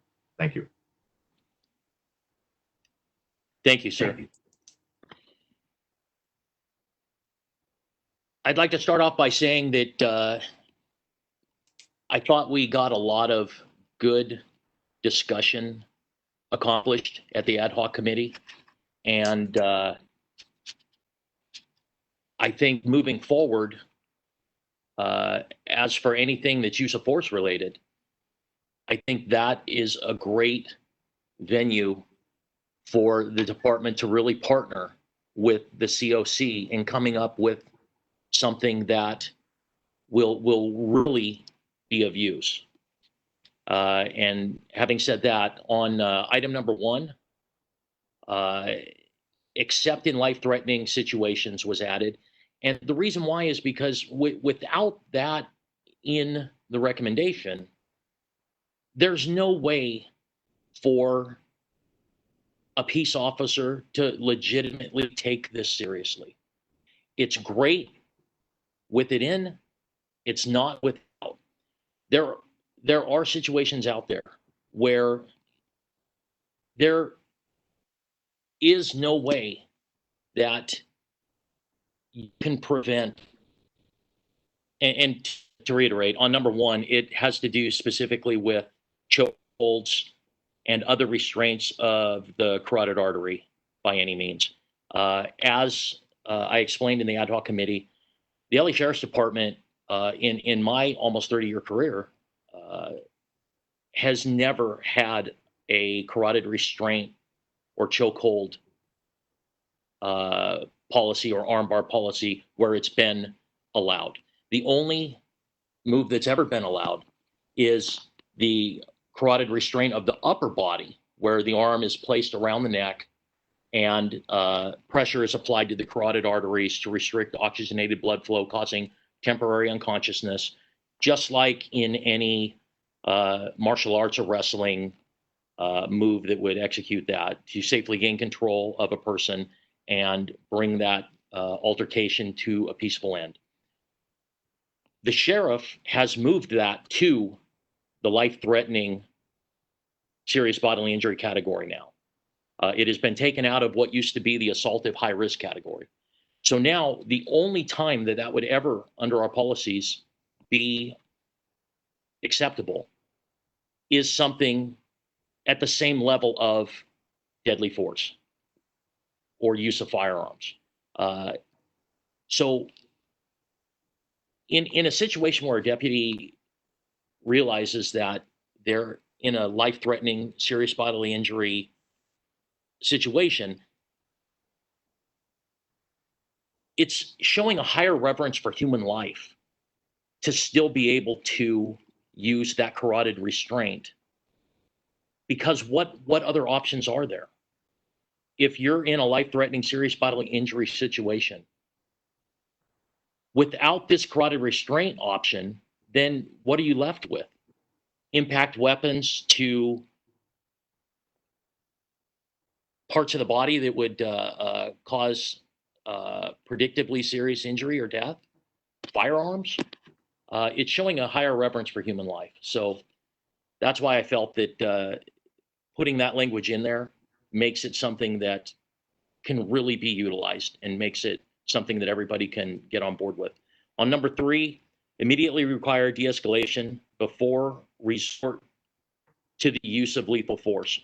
Well, that's another one where by a peace officer in the field, there's no way to take this seriously unless the underlying portion is there. If you respond to an active shooter who is actively going through an office building, a schoolyard, committing acts of extreme violence, how are you going to de-escalate that situation when they have a gun pointed at a small child and you have a tenth of a second to make a decision? Do you say, please drop the gun? Or do you try to save that child? So there's countless examples of this. But that's why, unless it is objectively impossible to de-escalate the situation before using such force. Lieutenant Satterfield, I just have a hard time understanding, particularly number one. You say that unless the except in life-threatening situations, that language is in there, that deputies won't take the recommended reform seriously. That's, that concept is just very hard to believe. And in addition, I can't think of a situation where a deputy sheriff would have to use carotid restraint. I mean, you gave an example for number three in a school shooting situation, but I can't imagine an example where the only recourse is to use carotid restraint. Okay, well, let me address that. If two partners are working together, two deputy sheriffs, and they encounter an individual, violent individual, which ends up escalating to a fight and escalates to a fight for their life. And if the individual gets the better of one partner and is on top of them, and it has moved into the area where there is serious injury or death, the other partner is still upright and mobile. And then the partner on the ground starts screaming, "He's trying to get my gun." And the individual on top of the deputy sheriff is trying to remove his gun from the holster. Now, how do you handle that? Now, the way with the highest reverence for human life would be to run up behind that individual, the deputy that's still upright, and perform the carotid restraint and pull backwards. And that way, you would show a higher reverence for human life than taking out your baton and using it to stop that incident from occurring. Now, in situations like that, every 10th of a second matters, because now once that weapon starts to come out of that deputy's holster, then what? What's the only option left? For the other deputy to pull his firearm and deploy his firearm as deadly force, when this could have been solved at a much less significant level of force.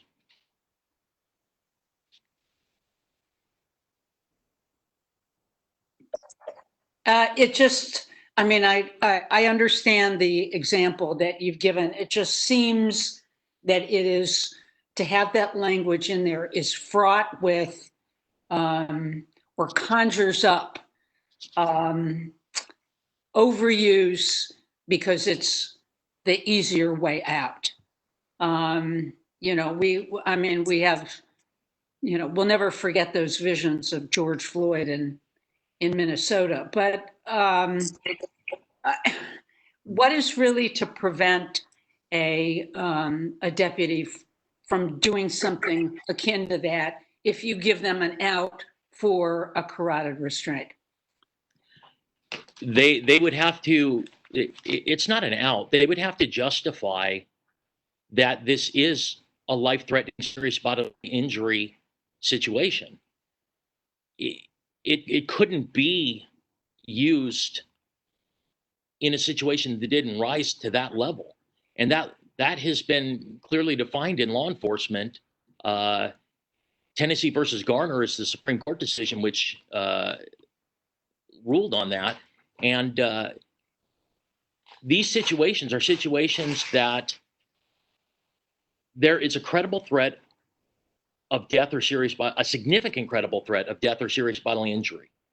So to say that a deputy sheriff may abuse that, Well, how many significant, credible threats of death or serious bodily injury would someone decide to abuse that? Because in that situation, you have different force options.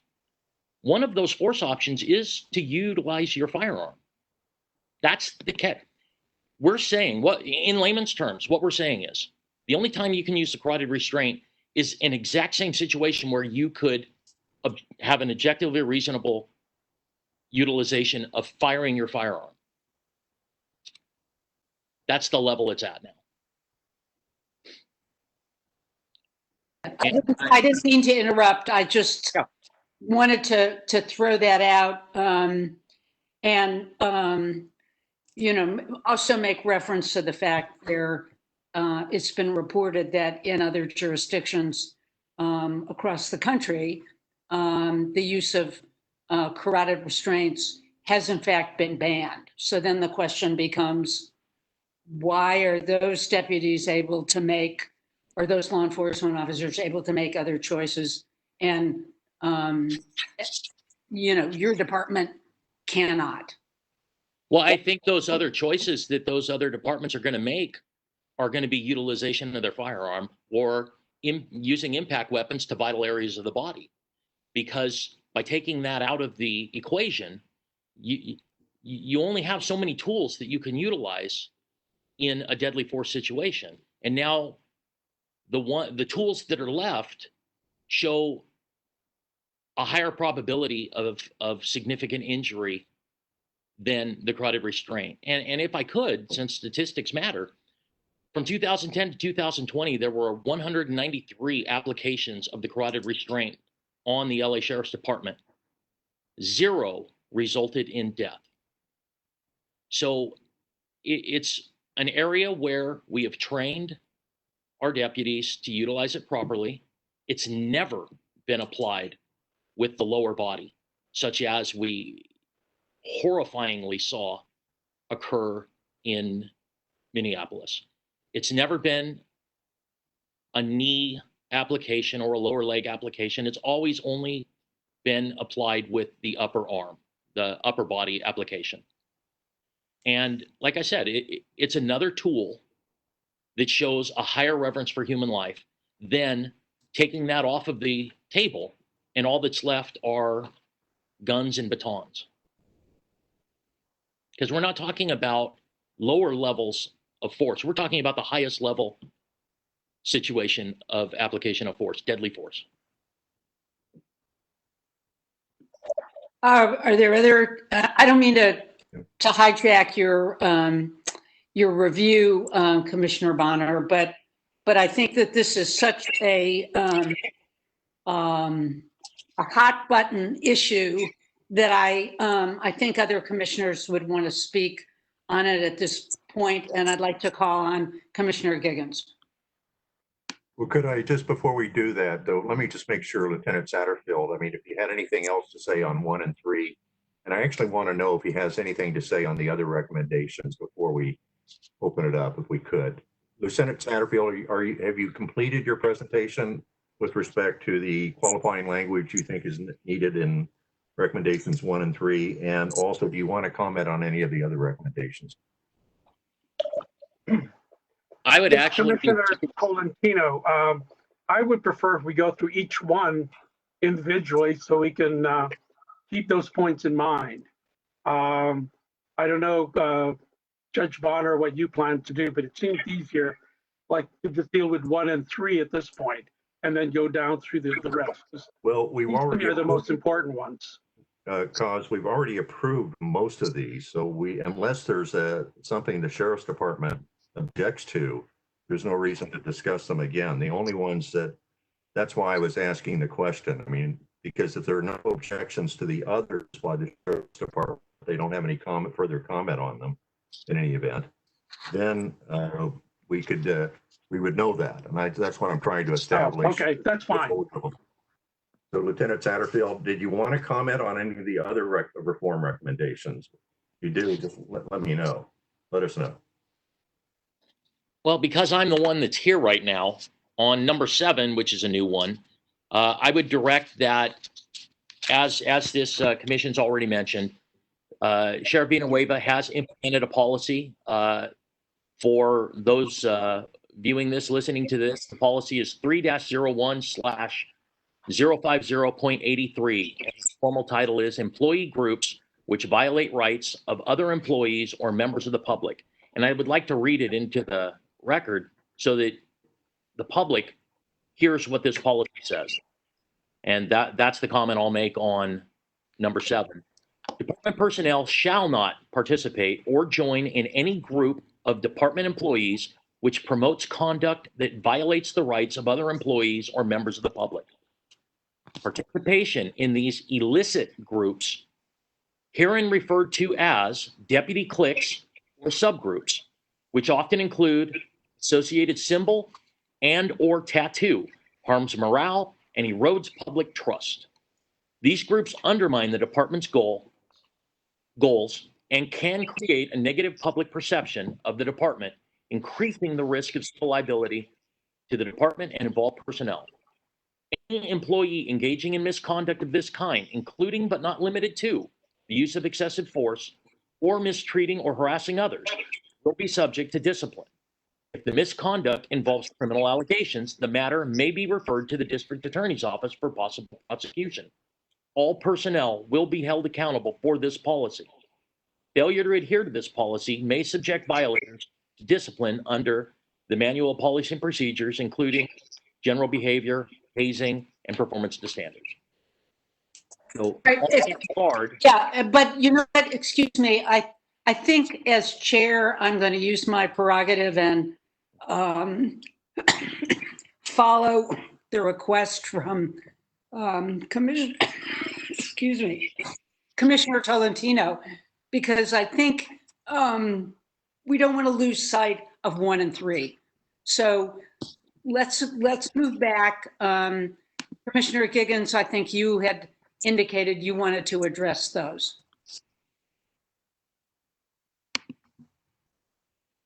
What? You're still muted. Patty, you're still muted? Now, is it okay? Yes. Okay, thanks. Yes, thank you, Chair Rubin. It is very challenging to take a tool out of the toolbox. Very challenging. But we are at a cultural moment. And as a martial artist for many, many years, I understand the availability of a carotid pressure to cause someone to faint, which would immobilize them. I understand that. I mean, it's practiced in judo, it's taught judo, jujitsu, karate, all the, different martial arts.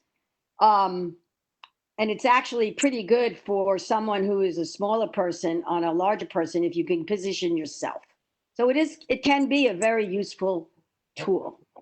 The concerns of the public are, once again, when when that could be intentionally abused and or not used accurately. And the challenge, I think, is to, how do we speak to this moment? Because when we say we can't get the image out of our head of a knee on someone's neck, and I understand that is not protocol. To use the tool of using a carotid artery pressure from any other part of the body than an arm or possibly a hand. So I guess my question is, if there have been no causes of death due to the use of the carotid artery, and I can't remember what number you said the times that it has been used. Could you repeat that again, sir? From 2010 to 2020, there were 193 applications of the carotid restraint. Okay. And so you're saying that this is seen as a potentially less use of lethal force. I don't want to say weapon, I mean tool, just use it as a tool. So then my question is, does this have to be put in there since it's used infrequently? And we're trying to say, we don't really want you to use it. But upon the occasion, if there's some out of protocol discretion where it was used, right? Is that a way? Because I'm very concerned about writing down when we do accept, because the very question of the use of force always comes down to whether that deputy feels that his life is threatened. That is the proverbial reason for use of any kind of extreme force. And so there is how do you change that culture when that's why one of the reasons there are so few prosecutions of deputies, because they can say, I was in fear for my life. So I'm wondering, and this may be it may be a little facetious, but I'm wondering if there's a way that we don't point to the loophole, or in case of that situation, that it's still, I mean, it may happen. It could happen in a skirmish that somebody's grabbed around the neck, right?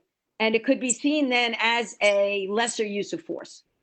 But I am very concerned about us not taking a stand about how we do have to limit the tools when the tools can lead to death and serious injury. So anyway, that's my point. I did want to say that I do understand some of the validity of knowing how to do that accurately. If I could address one of your comments, Commissioner Gigan, I would just like to add to what you said. It's not when a peace officer feels their life is threatened. It's actually defined by the Supreme Court decision Graham versus Connor, which established the objectively reasonable standard. If an officer feels their life's threatened, okay, that's great. But what would a reasonable officer have done in that situation with the same conditions? So if someone makes an unreasonable assumption that their life is in danger and utilizes a deadly force option, it still has to hold up to the Graham-Connor test, objectively reasonable. If it does not, then they could be prosecuted. So I don't want people to think that just because I think, oh, I feel my life's threatened, I can utilize a deadly force option. It's not that way. It has to be legitimate. It has to be a significant, credible threat of death or serious bodily injury as judged by an objectively reasonable officer in that situation. So under that, there's only, again, to simplify it, it would only be used in situations where they could, by law, pull out their firearm and utilize it. It wouldn't be used in simple situations. I'd also like to point out the policy that the LA Sheriff's Department has had for 30 plus years on the carotid restraint would not have ever allowed what occurred in Minneapolis. Minneapolis has completely different policies. And they actually, it's my understanding, their policy allowed the utilization of the carotid restraint with lower body techniques, such as knees and legs. Ours never has. Ours has only had upper body application. So I just want people to understand that by taking this away, it's quite theoretically possible that more lives would be lost as a result than being able to handle a situation with a much higher probability of life. And I guess that's what I can say on it. And I understand the climate. Believe me, I understand. No one can can justify or even attempt to the horrible images that were burned into everyone's mind as a result of this horrible application of force, which led to Mr. Floyd's death. The officers involved have been charged with murder. So, but in our sensitivity to the climate, we don't want to make rash decisions that may have unintended future consequences, where we look back upon this and say, why did we do that? Go ahead. Oh, I think Commissioner Chen had some issues that you wanted to raise. Yeah, I have quite a few. So I'll just say at the outset that I'm opposed to this amendment. I appreciate Lieutenant Satterfield for being here and outlining his concerns, but I think it's I think it's odd that we have many of the sheriff's departments and law enforcement entities in our neighboring counties and cities, San Diego, Ventura, Riverside. Governor Newsom has ordered that posts stop training on the carotid restraint as well. And there's state legislation pending that other law enforcement agencies are somehow able to train their deputies or their officers on other tactics to ensure the safety of both the public and their employees, their deputies or officers, but LASD can't. I just find that odd. The other concern that I have is that there's no independent oversight of this. So who will determine whether something was an incident was life-threatening? It will be LASD. And we know from incidents involving all kinds of complaints, but especially in all kinds of incidents, but especially deputy uses of deadly force, that often those investigations aren't transparent. They're not open to the public. And I think, as Chair Rubin said, this is an amendment. This amendment will become a loophole that swallows the rule. And so I'm opposed to it. And I don't think we need to adhere to policies that, in my view, create opportunities for deputies to use what this is deadly force. And we saw that with George Floyd, and the fact that no one has died in the last 10 years as a result of this restraint. One, we don't. I understand that you're reporting that, but I wonder how many other incidents have gone unreported, and we also don't know about injuries. It seems to me this can result in significant injury. So I'm opposed to the amendment, and I hope that my colleagues will join me in opposing it. If I could. Thank you. Oh, I just, you can probably respond all at once because I want to make sure and get other commissioners an opportunity here. Commissioner Harris, you wanted to say something? Yeah, thank you. And thank you, Lieutenant Satterfield. I share Lieutenant Satterfield's concern that we're taking away a tool. I really appreciate Commissioner Giggins' observations. It is a tool that can be very effective in de-escalation. I would point to a situation here recently in Atlanta. Now, I can only draw my conclusions based on what I've seen in the media, so I have no independent information about the results of any investigation they may have conducted regarding that very tragic death in Atlanta, where the gentleman was shot and killed after he had disarmed one of the officers of their taser. But in the media, I observed there was a situation where, just like Lieutenant Satterfield indicated, one of the officers, in fact, appeared to have his arm around the neck of the deceased individual. Had he been effective in applying a carotid restraint, that gentleman would probably be alive today. No guarantees, don't know that. And again, I can only draw upon what I've seen in the media.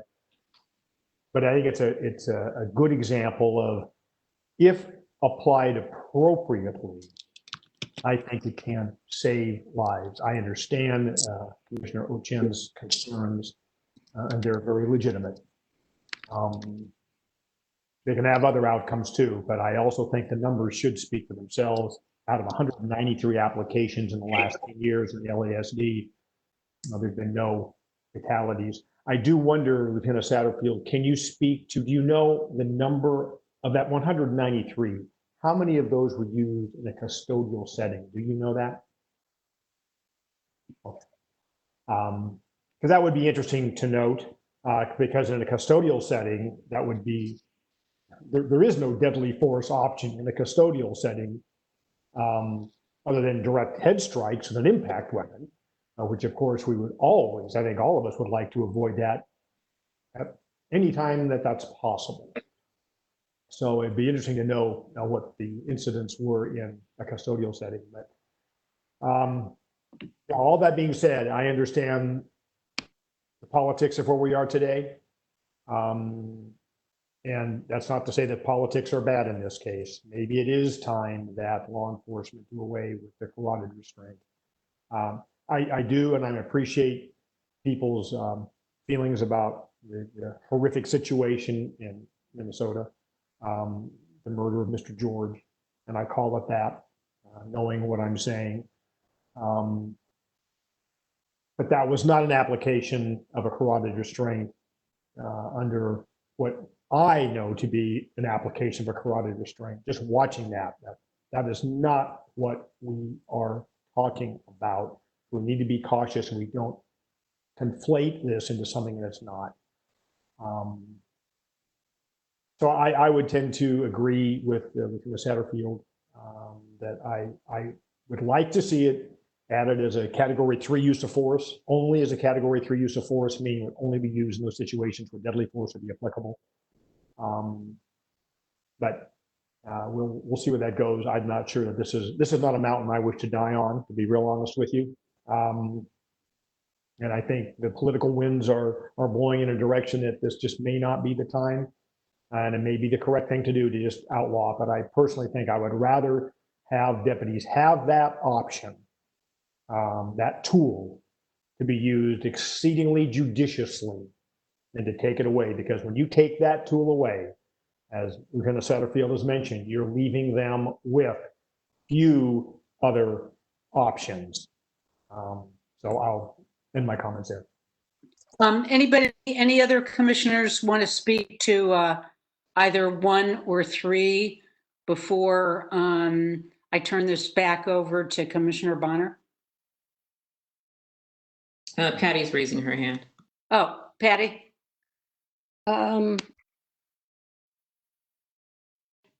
Just muted. Somebody just muted me. There you go. Can you hear me? Yes. Okay, Jennifer and I are playing mute unmute today. Anyway, I just wanted to say that we have been at this in our civilian oversight for, is it 3 years? 3.5? And 4 almost. What this speaks to, this conversation, and it's a good conversation to have to really understand all the ingredients, but it really does speak to the trust issue. If we had made progress on trust between LASD and the community, LASD and the COC,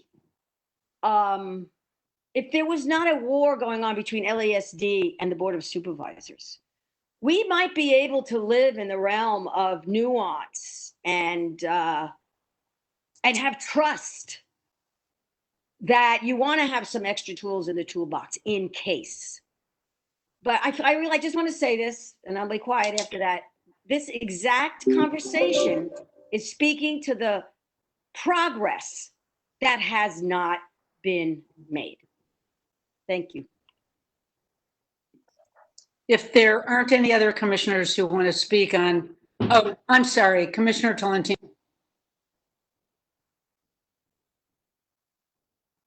You're muted.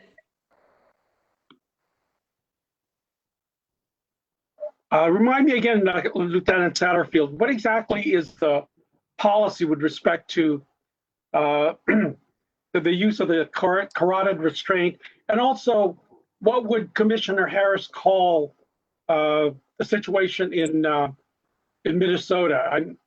I saw that as an example of the use of carotid restraint. So either one could just respond. I would appreciate it. The policy for the carotid restraint, Sheriff Villanueva moved it from what we referred to as the assaultive or high risk category to the deadly force category, meaning that the only time that you are within policy to apply the carotid restraint is when there is a significant credible threat of death or serious bodily injury as defined by law. And that's the only time that the carotid restraint can be utilized at this time. What I personally, as a 20-plus year post-recognized master instructor, use of force instructor, would label Minneapolis's application is an officer putting a knee on someone's neck. Because that's not any carotid restraint I have ever seen, ever in my career. I have been a post-1070 certified use of force instructor since the late 90s, early 2000s. And I've never heard or seen that move ever before in my life in law enforcement until those horrifying images. Does the policy limit the use of the carotid restraint of the use of just the upper arms? Is there a specific statement that you can't use your lower body, like the knee? The training has only been one way, and it's applied with the upper arm. And it's a very, very precise training that personnel go through in order to utilize that. Now, once Sheriff Villanueva reviewed the first policies, and it was actually prior to, but at the same time frame that the Board of Supervisors had put 8 that can't wait on the agenda. He had all of those policies revised to specifically include language that would strictly prohibit. Honestly, I've been a use of force instructor, like I said, for 20 years with this department, and I've never run into a situation where we needed language for that because it just never happened. But that language is now part of the policy. It's my understanding that it is in the very final stage prior to publication and should be published very soon. But I can tell you this with 100% certainty, because I worked at the academy for many years. We have always trained our deputies that the only manner in which the carotid restraint could be utilized is the upper body application. So, but what you're saying is that there is nothing in policy yet, and I put that in parentheses, that specifically says only upper body restraint?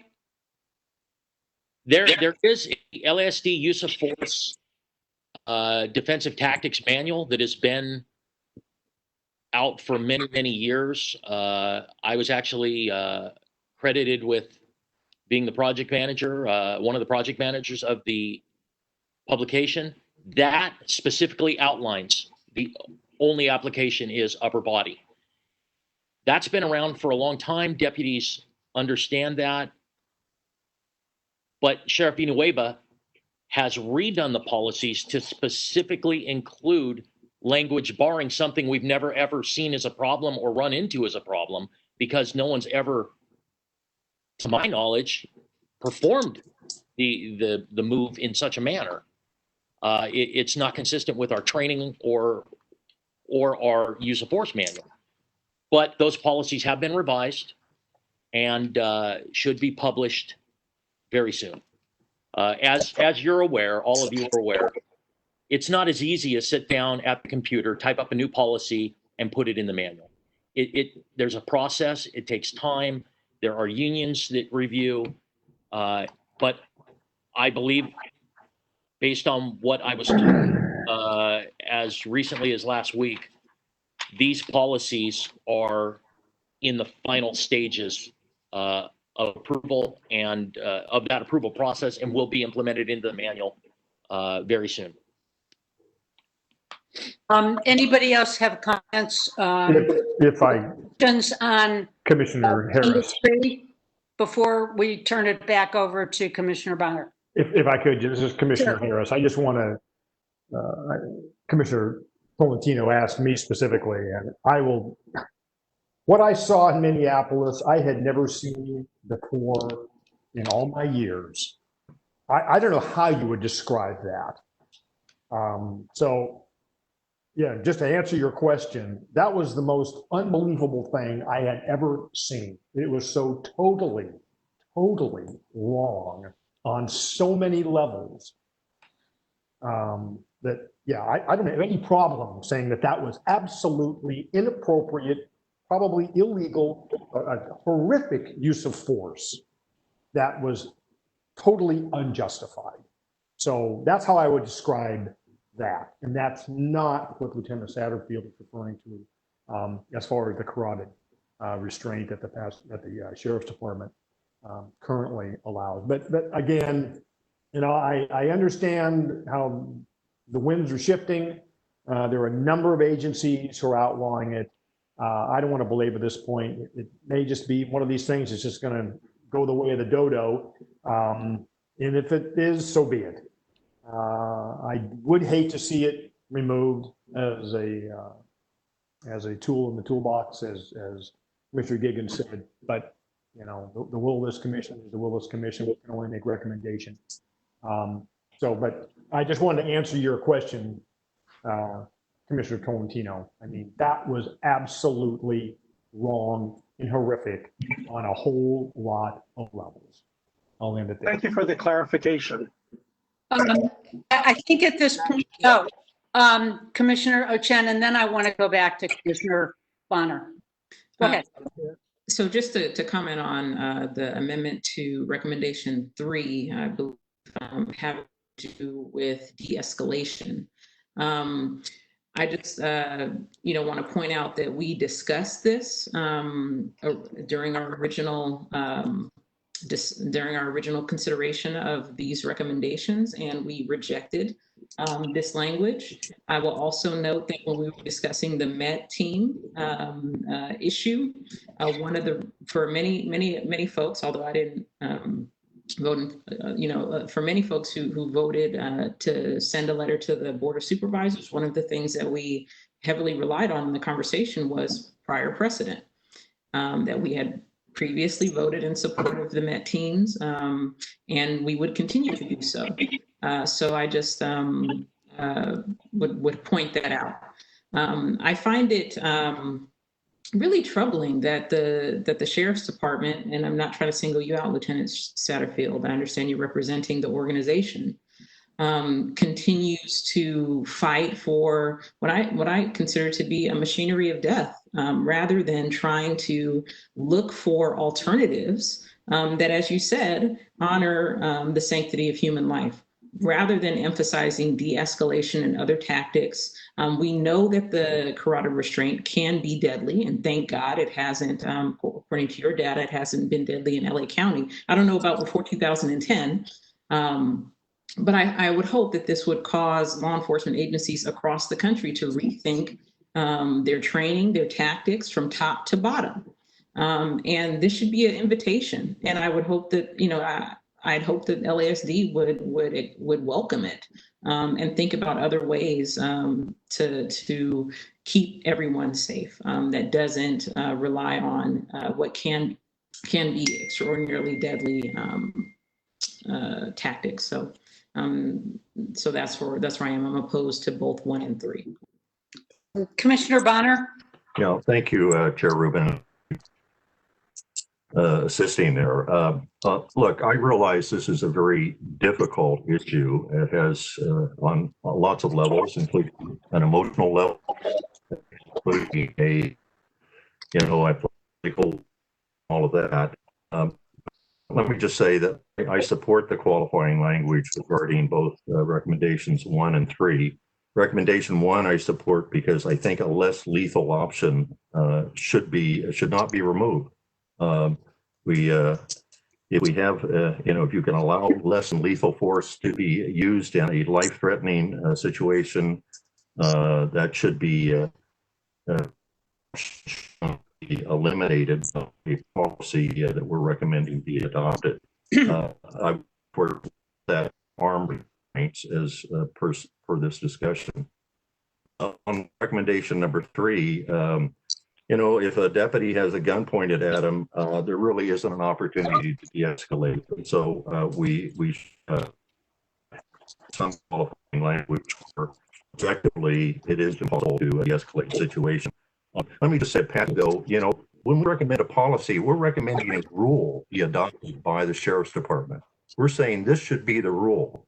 And if that's what we're saying, we have to understand that that rule needs to be enforceable. So if the rule is violated, there is discipline, and that discipline can include termination.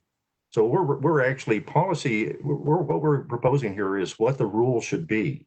And so I think we need to be, realistic, and I think we need to be thoughtful and not create rules that really going to be possible and actually objectively are probably not the right rules, even though I understand a lot of what animates them. So in any event, I just think that this commission, we should be as wise as we can be in terms of what we're recommending be adopted as the rules or policies of the Sheriff's Department, and therefore I think we ought to qualify the language with respect to reform recommendations 1 and 3. Thank you for that. I have some comments I want to make and a suggestion as to how we should proceed, but I think this is an appropriate time before we do that to have public comment. So, Jennifer, how many people do we have signed up for public comment? We have 11 people signed up for this item. Okay, why don't we go ahead and take that, and then we can continue our discussion afterwards. Sounds good. And Ingrid, if you could read the announcement in Spanish for any of the folks who have just recently joined the meeting. Sure. Si desea tener una traducción al español de sus comentarios, diga la palabra español antes de comenzar y un traductor traducirá sus comentarios cuando termine de hablar. Thank you. And our first comment will come from Doreen Sanchez. Please go ahead, Doreen. Oh, good afternoon again. I think the reason to remove these type of policies is because of the systemic policy. They will choose to use any form of force against white children differently than our Black youths, obviously. I also just want to say in another realm, I thank you for your intellect, your various dimensional ways of putting this diplomatically, but we are seeing what we are seeing, and they're being allowed to kill our youth and our men, and we need our men as a community. I yield my time. Thank you. And the next comment will come from Laura Adry. Please go ahead, Laura. Hi, yes, thank you so much, Commissioner Ochen and Commissioners Giggins, for just repeatedly standing up for what is so obviously clear here, that there is no trust that these, they may be prosecuted or they could be subject to disciplinary action. Well, the thing here is that we know that there's so much corruption going on with LASD that how are we to trust that even if it's in their policy that they may be subject to disciplinary action for this, like that it's going to be enforced? We've seen time and time again that the LASD is not answering to anyone but themselves. So to give them more power and responsibility when they have not earned that or showed us with their actions that they can be trusted with these measures is completely unacceptable. And I think that we really need to take an honest look at this and see what's happening here. Even the person who is the most knowledgeable person on this can't imagine another situation where you couldn't use a gun or force to begin with. How about we have some programs where people are trained in de-escalation that doesn't involve violence. There's lots of community initiatives like that we could be funding instead of funding people who can only think about violence as the option and the answer in any circumstance. It shouldn't get to that point. Please defund the LASD. Thank you. And the next comment will come from Mariela Alberges. Please go ahead with your. First, I want us to sit with the lieutenant's statement regarding corrective restraint as a means of quote unquote showing higher reverence for human life. This statement coming from an expert in use of force strategy speaks volumes as to the approach that the sheriff department has taken to terrorize our communities. The department has proven again they are not equipped to uphold public safety or committed to de-escalation if this is their default mechanism. I want to thank again the Commissioners Giggins for upholding and uplifting the importance of trust and how it is lacking between the public, the COC, and the sheriff's department. Without this trust, our communities cannot continue to be asked literally to turn their lives over to the mercy and discretion of the sheriff's department. We don't want to have to speak on this issue again when one of our beloved community members have lost their lives due to these policies.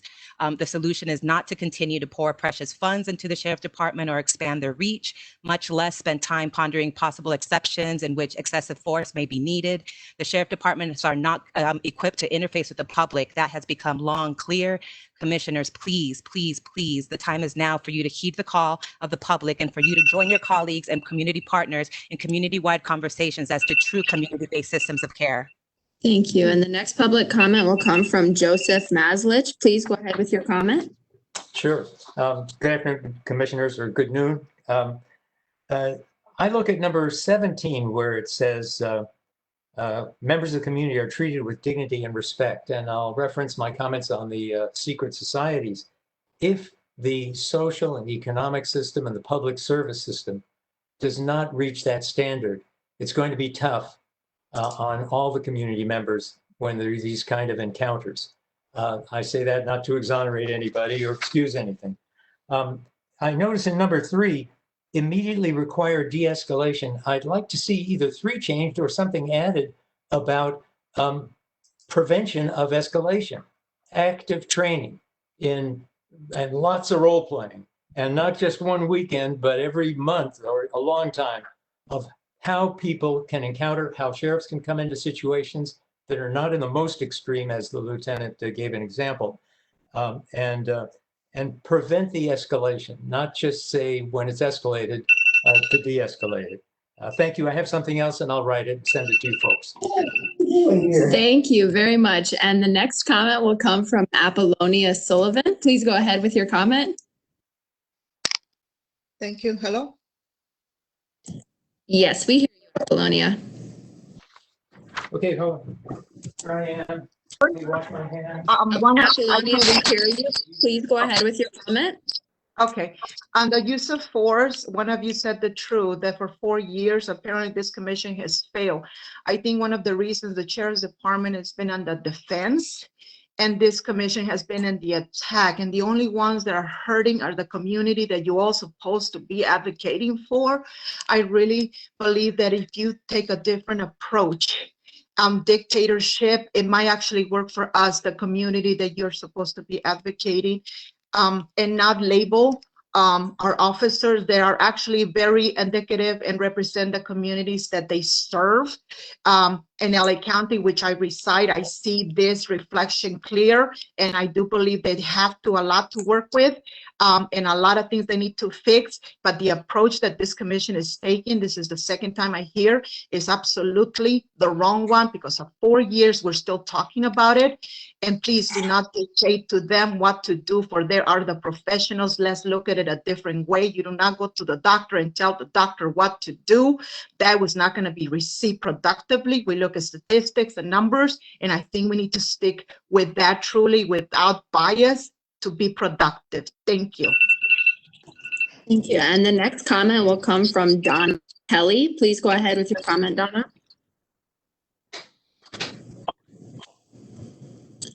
Donna Kelly, you're unmuted. Please go ahead with your comment. Okay, hearing nothing, we'll move on to the next comment. Will come from Ellen Geezy. Please go ahead with your comment. Hi, thank you. I would like to echo what Commissioner Giggins said about the trust, because that is really what it comes down to. Lieutenant Satterfield makes his points about his views of the appropriate use of the hold well, but there has to be trust that deputies would only use it only in the described ways and situations, and there would have to be real accountability for the misuse of the hold, which we have seen clearly doesn't exist. Until there is real accountability on misuse of force by law enforcement, there can't be trust. And also, I would like to say all of these issues come from the top down. In any hired position, such a consistent display of gross incompetence as Sheriff Villanueva has demonstrated would result in an employee being terminated. And that is what I would like to also be asking for here. Sheriff Villanueva is our employee and we say fire him. A law officer's duty is to protect and serve. He has proved beyond any reasonable doubt that he does not protect us and he is completely unfit to serve. Thank you. And the next comment will come from Christina Lear. Please go ahead, Christina. Hello, commissioners, and to the public who are here today. My name is Christina Lear. I'm a resident of Los Angeles, and I came late to the call today, but I have caught up on the information that was shared, and I just wanted to say, in hearing the deputy share, the discussion of to what degree we should or shouldn't be able to continue to inflict violence on people within the same context of a conversation where it's revealed that 33% more people have died in jail than had 2 weeks ago, and that the only question that we're talking about is not how do we save lives and take care of people, but we're talking about how we can continue to inflict violence on people is just horrifying. And the recommendations made are the same conversations that have been going on over and over again. No change in police policy is going to shift the way we hurt people. We need to invest in something that is outside of the system. Thank you. And the next comment will come from Eric Volat. Please go ahead with your comment. Yeah, I just want to really echo what some people said. What ultimately, I want to thank the commission, but what ultimately makes the paradigm shift? Where are the teeth in this? What lawsuits need to be filed? What actions need to be taken? I've been a victim. I continue to be a victim of LASD's misconduct. I have photographs and videos of me being choke held while I still fight a case that Jackie Lake has brought against me, and I'm out of LAUSD. I was a teacher, and now I've been incarcerated because of this. Where does this change? What do we do about Villanueva? I want to know what the commission's ultimately going to do, because it doesn't seem like you have any power. When number 10 says that in order for these things to be investigated, it is essential that all lethal uses of force by the deputies. Well, I'm still alive, but I guess that just makes me lucky, so they have to investigate it. It's ridiculous. And the next public comment will come from Ernest Moore. Please go ahead with your comment. Yes, hello. Can you see me? We hear you. We do not see you. My camera's not on. That's correct. Please go ahead with your public comment. Well, I am saying I agree with the last person that spoke. This commission does not seem to have very much enforcement power. Therefore, I'm demanding that you defund the sheriff's department and fund my militia, which I call Black Americans Militia, LA BAM. And we will police the police. That's how we will start until we get further trained to be able to patrol the community. The sheriff's department continues to be racist. Their hiring practices are racist. They're bringing in racist Hispanics that are being recruited from criminal street gangs that are inflicting all kinds of crimes against Black Americans and refusing to enforce the law for us. Thank you. And Lael, that does conclude the last item or the last public comment for this item. There we go. Thanks very much, Jennifer. I have a question for Lieutenant Satterfield. You spelled out that there were 193 uses of carotid restraints since 2010. So my question, because number 1 talks about prohibiting chokeholds and other restraints on the carotid artery. Does the 193 include deaths from the use of chokeholds as well? I can answer that definitively. Yes, it does. And there have never been chokeholds on the LA Sheriff's Department during my career. So in 29 plus years, it's never been trained within policy or utilized within the LA Sheriff's Department. Chokeholds or strangleholds. And just to give you an example, and for the people at home listening, if you have a camera and you can see what I'm about to do, a chokehold is where you take your hands and choke someone and drive your thumbs into their throat. Common in domestic violence. That's a chokehold.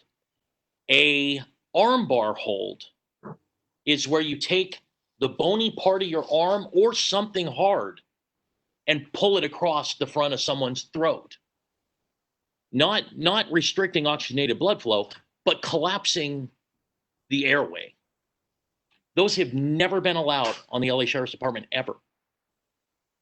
What the LA Sheriff's Department has is the upper body carotid restraint utilized with placing the arm around a person's upper body and on the bicep and forearm, applying pressure to the carotid arteries to restrict oxygenated blood flow, which causes a temporary passing out. They lose consciousness for about 9 seconds and are placed into handcuffs, which effectively de-escalates that situation. Now, one of the things that I'd like to address, though, real quick, because it seems to me after public comments that some people may not understand the topic that we were discussing, which is an actual item on the recommendations, and are assuming that the LA Sheriff's Department starts out at trying to employ carotid restraint. And I'd like to correct that right now. The LA Sheriff's Department has, for the last 15 years, had a policy that talks about de-escalation, and it is always the goal to use effective communication and de-escalation strategies so that there is no use of force. And that's exhibited in the numbers. Numbers don't lie. Data-driven decision-making is alive and well with the LA Sheriff's Department. From 2010 to 2020, there have been over 25 million contacts between deputies and the community, calls for service or self-initiated activity, over 25 million. Out of those 25 million contacts, there have been 386,000, roughly 386,000 felony arrests that have been made. Out of those 25 million contacts, there have been roughly 31,000 uses of force. And out of those 31,000 uses of force, there's been 139 fatalities. And as tragic as it is when there is a fatality as a result of law enforcement intervention, and our hearts go out to all those involved and the families. It's a tragedy. No matter what the circumstance, it's a tragedy. But we still have to responsibly ask the question, what was occurring during that incident? And there are times where all the options have been exhausted, and we are left with the choice of deadly force. And what I'm asking this commission to ponder is, when that split-second decision must be made, do you want that peace officer to choose a firearm to choose a baton and strike and impact against vital areas of the body, such as head strikes? Or do you want them to attempt to use a carotid restraint in situations where that would be applicable? And that's the question you need to ask. Out of those three choices, which one do you want? Because we're at a deadly force situation. We've already used communication and de-escalation, but there are some times where someone puts the situation out there where deadly force is the option to use. If there's a school active shooter and they're, like I talked about earlier, and they are going around the school and shooting children, what do you want from the responding officers? That's the question you've got to ask. There are times where, unfortunately, we live in an imperfect society. I would love to be out of a job in a utopian society where we don't need police. I would be the first one that would love that. I'll go do something else. But that's not the society we live in right now. And there are times where you have to ask what was occurring during that situation and what options do I want those officers to have? And that is what I would leave you with on that topic. And you're going to vote however you choose to vote, but the more tools we take away from law enforcement, the less options are left for them to make decisions with in the tough split-second decisions that are out there. Thank you. I think this is probably a point that we should see where we are on accepting or amending the updated reform recommendations. So I ask if there is anybody who has a motion.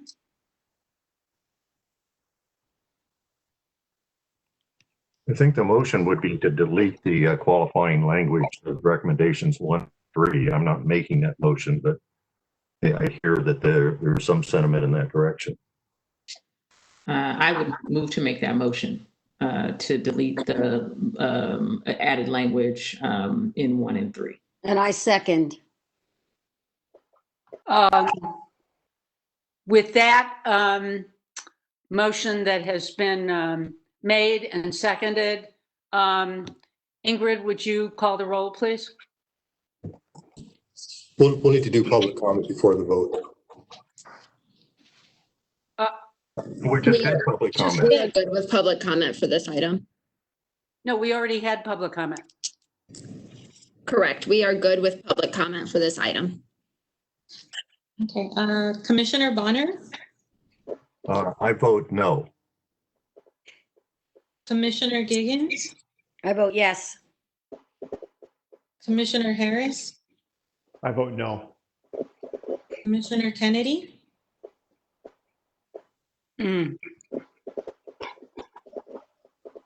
I think he had to step away. okay.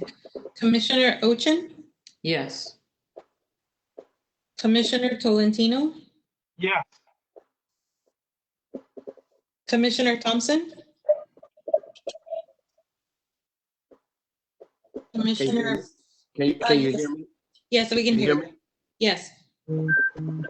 Listen, I vote yes. Thank you. Commissioner and Commissioner Vera. Oh, and Chair Rubin. Yes. Thank you. That's 2 noes and 6 yes. So the motion passes. Thank you.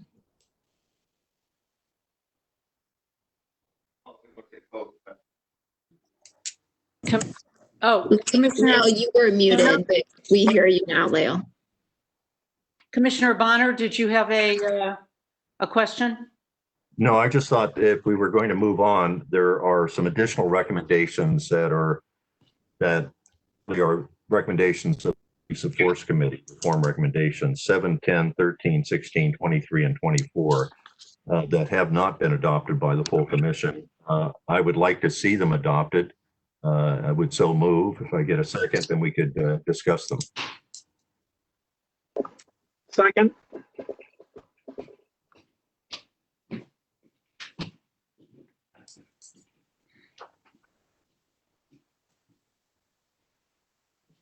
Do we have any discussion on the other, the remainder of the recommendations?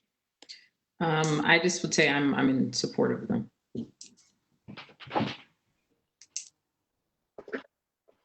Does this include also 23 and 24, Judge Bonner? Yes, I intended to include those as well. Thank you.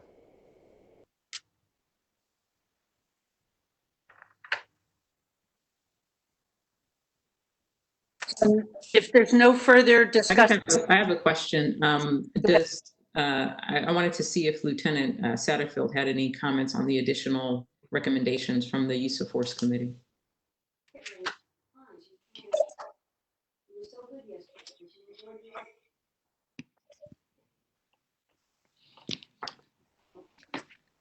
Did you want me to go down the list, or?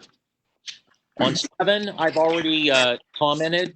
We have a policy in place, and that policy is in full effect, and the department is subject to adherence to that policy.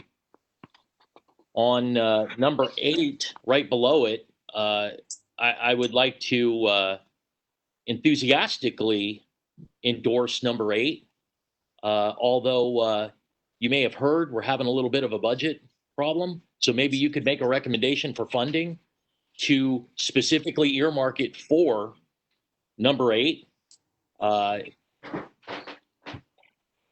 de-escalation training and training devoted to tactics around that area.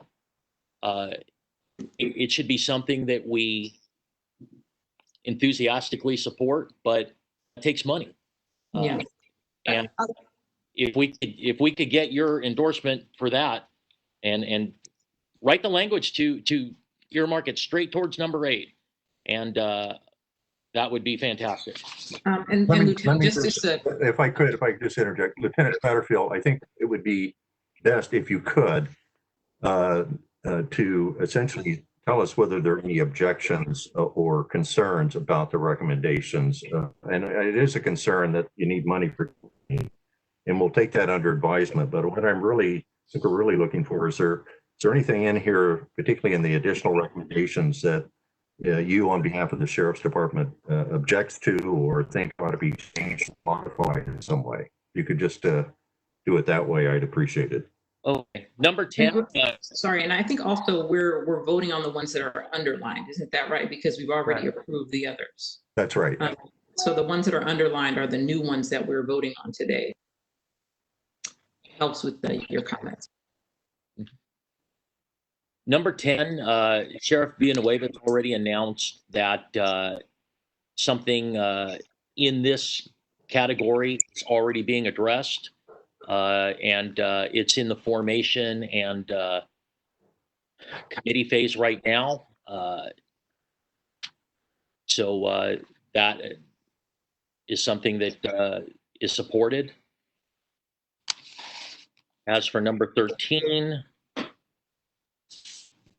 it's really a union level. So the department really doesn't have much comment on that. That would come to take up with the unions. Number 16.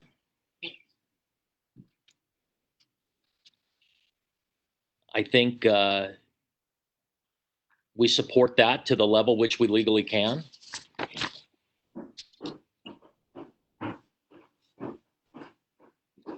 '23, I believe, would be something that all law enforcement would want to support. But that goes far beyond the LA Sheriff's Department.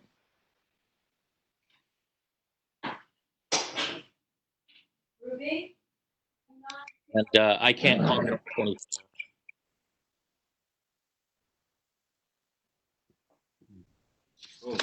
So it sounds, Lieutenant Satterfield, that you have no objection to the underlined language in the revised recommendations. Is that correct?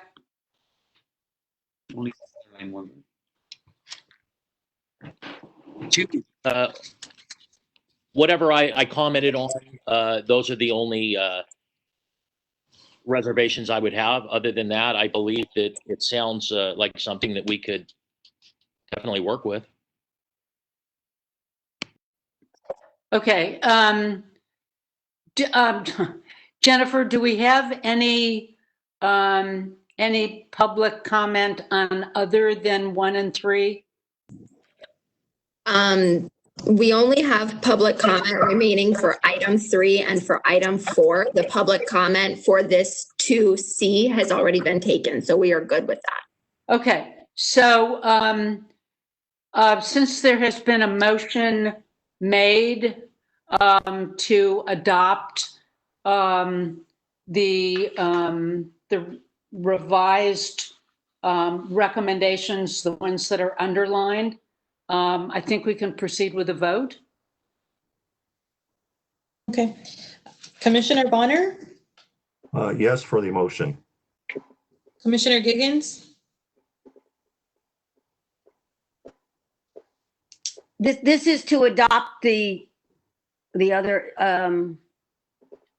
members? Yes. Yeah. Okay, I vote yes. I vote yes. Commissioner Harris, Yes. Commissioner Kennedy,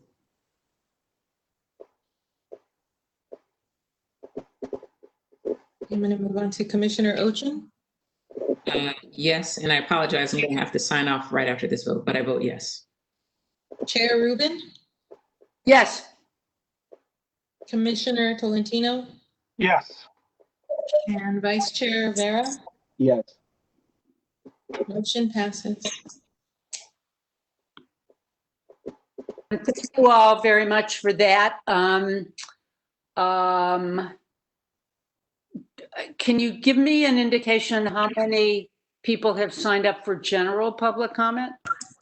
Yes, we have one person that has signed up for item 3, commission updates, and we have 10 people who have signed up for item 4, general public comment.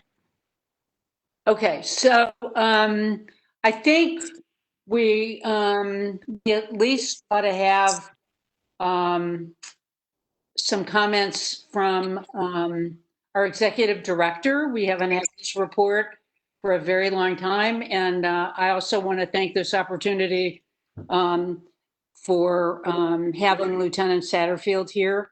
And you're welcome to stay. And we appreciate your input.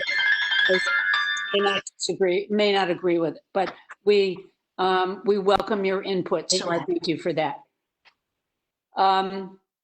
Mr. Williams, you want to give us? Sure. Thank you. Executive Director. I do want to take just a minute to thank Ingrid Williams and our staff, as she works closely with it's either Lieutenant or Captain Rodney Moore over at AAB and the Sheriff's Department, and making sure that we have sufficient folks from the Sheriff's Department to attend our meetings. So I want to publicly thank them both for their level of cooperation and understanding. And we'll get better at this, but I wanted to just give them a public shout out. Every year, members of the staff and the commission attends the NACOL convention. Obviously, because of the pandemic this year, the convention has gone to a virtual format, and it's been going on for really the past 2 or 3 weeks, and it will continue to go on all the way through September. I did want to point out that the COC staff will be participating in a session on Wednesday of next week, which talks about the manner in which the media portrays incidents which happens in our communities. So that's Wednesday at 12 o'clock, and we invite you all to participate in that. I also wanted to announce just a little bit about our staffing. As you all know, Christina Kay, she left us to go to greener pastures a couple of months ago, and through some wrangling, we were able to promote Ingrid Williams into that position. So I wanted to give a public shout out to Ingrid, and she's doing a fine job along with our other analysts, and just to thank her for the work that she's been doing thus far. We are going to attempt to replace our management analyst, and we're going through that process now, but as I'm sure you know, because of the budget troubles facing the county right now, we are going to do our best to replace that position. So I just ask that the commission be patient with us as we try to address our staffing needs. And so with that, that's all I have at this point. Thank you. Thank you very much for that. And congratulations to Ingrid on her promotion, which is well deserved. Are there, we've had a lot of information from the various ad hoc committees. And for any ad hoc committee that hasn't had a chance to present recently or talk about what they've been doing, I'd like to take this opportunity to see if there are any ad hoc committees that want to give us some kind of an update. This is Commissioner Tolentino. This is just a quick update from the Inmate Welfare Fund. We met back in January, then the pandemic situation came up. And I'd like to say we had very good cooperation with the Sheriff's Department in bringing us up to date. And that we did talk about the use of the telephone. They are still in the midst of negotiating a telephone policy or a telephone provider. And I think one question arose in one of our meetings as to the access by the inmates. And there's been access through, to today, of one free phone call. I've already inquired whether that extension can be carried on for another couple of months because of the pandemic. But that's about it. Everything else is pretty much put on hold. And I appreciate the work of Daniel, who's been working with me, with Commissioner Vera on this committee. Thank you for that. And it was certainly, sort of came to light again regarding concerns about inmates having ability to use the phone during the pandemic. So thank you for that. Any other ad hoc committees that have anything that they want to report at this point in time? Yeah, if I could briefly, oh, excuse me. Yeah, go ahead. Yeah, as you know, Chair Rubin, the Use of Force Committee has also been heavily engaged in making recommendations with respect to the prompt implementation and rollout of body-worn cameras to all patrol deputies. And indeed, the recommendations, reform recommendations adopted by our commission, number 4 is to immediately fund and deploy body-worn cameras to all patrol deputies. I raise this only because I've heard there might be some budget issue here and or some other reason that could cause delay to the beginning of the rollout of body-worn cameras to deputies, which was supposed to take place in October, in about whatever that is, about 2 or 3 months. And I think I'm just suggesting now that it might be appropriate for the commission to put on its next agenda, if we can, where this stands. So I just want to, I think the commission wants to, and the ad hoc committee wants to make sure there isn't a further delay here. And so we might need a briefing from the subject matter expert of the Sheriff's Department and the subject matter expert from the CEO's office on the budget issue, just to see that, hopefully to assure ourselves that there isn't going to be a delay here in the implementation of body-worn cameras to patrol deputies. Madam Chair, thank you. I did want to point out that at the public safety cluster meeting yesterday, the Sheriff's Department reported that they are on track to have body-worn cameras around the first week of October. There's still some budget challenges, which I don't think should delay us in having a budget presentation by the CEOs and the Sheriff's Department, but it was reported that they're on track, at least with some initial stations, to deploy the body-worn cameras the first week of October. Yeah, thanks, that's good news. Thank you, Chair. Yeah, thank you. Thank you for that. Any other ad hoc reports?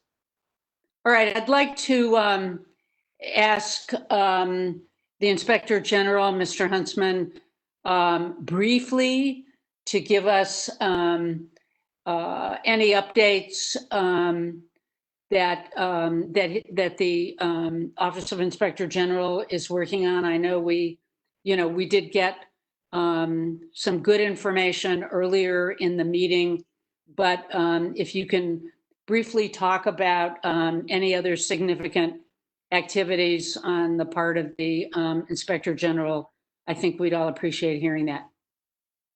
I mentioned that in the course of talking about secret societies, that my staff have done an analysis of the investigation of the Bandidos in the criminal case, which was closed with the district attorney rejecting filing charges and not requesting any additional investigation. That report will be submitted to the department for consideration of whether or not they'll allow us to include the detail. We provided a great deal of detailed analysis of the report. If they allow us to, because under 832.7, this was an incident that in which great bodily injury appears to have been caused. Therefore, it is something that is not confidential under the penal code. However, the sheriff has the authority to override that and say, no, I don't want it to go out while there's still an IA case. Although it's my understanding, I don't know because we're not allowed to monitor, that it is concluded. So I think it can go out, but that's up to the sheriff to decide what he's going to do in that regard.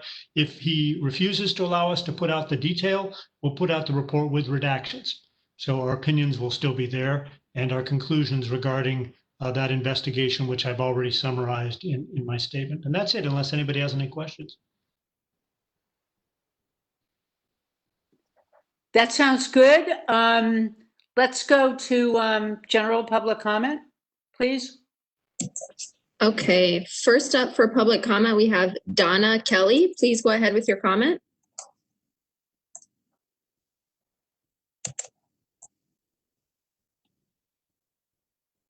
Donna, you are unmuted. Please go ahead with your comment.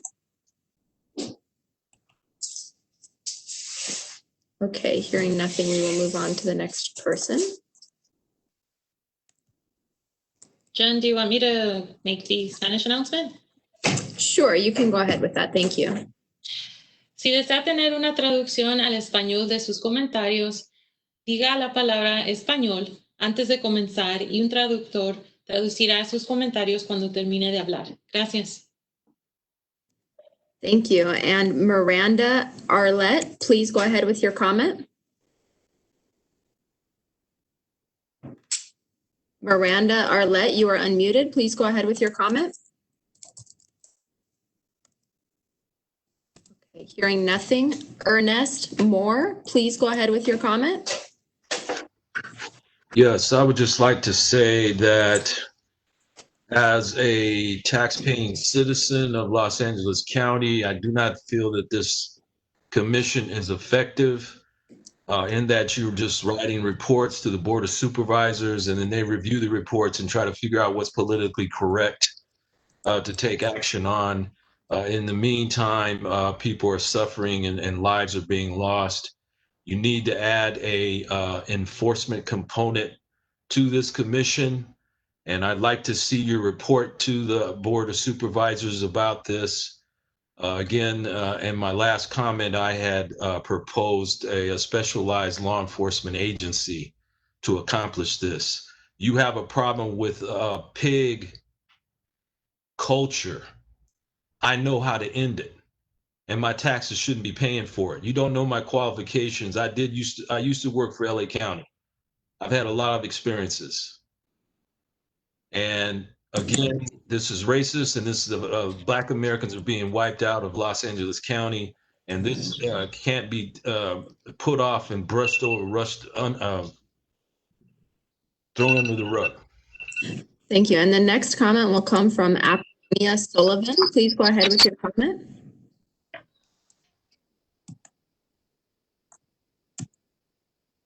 Kennedy as a commissioner, I also heard that he has done a study with his students and identified 4 stations that are concerned to him. What does he do? Does he follow these officers? Does he stalk them? And on top of it, he sits there and is able to either vote or have an opinion. That's a little bit conflict of interest in my book. Some of the commissioners use the word Nazis. This is very racial without having proof, but yet we point the finger. My friend told me if you point the finger at somebody, you're pointing 4 fingers at yourself. And that's very, very, it's an image I take that to heart. So I see the problem. I see the problem. We are the problem. Commissioners are the problem. We're here for the wrong reasons. We have to fix it. I agree. The community agrees, but not the way you're doing it. That's why you're failing. You don't have to look at the neighbor. Look at yourselves. Have that deep conversation of school.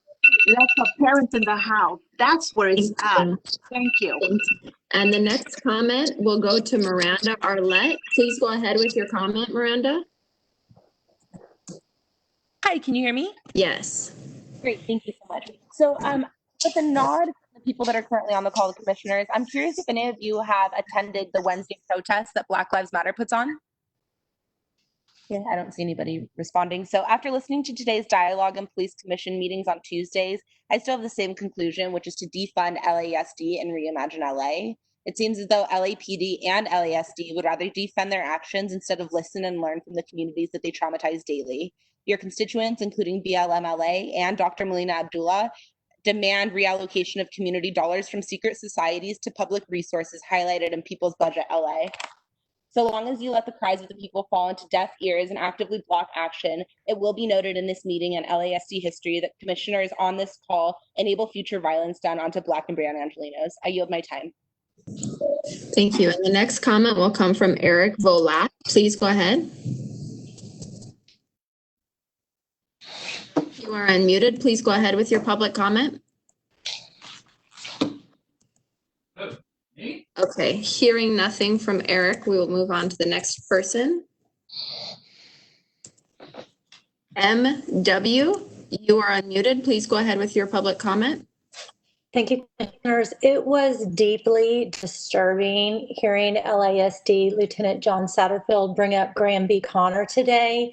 And through all of your experience in law, you know how this has been misused by corrupt officers as a reason for a reasonable officer.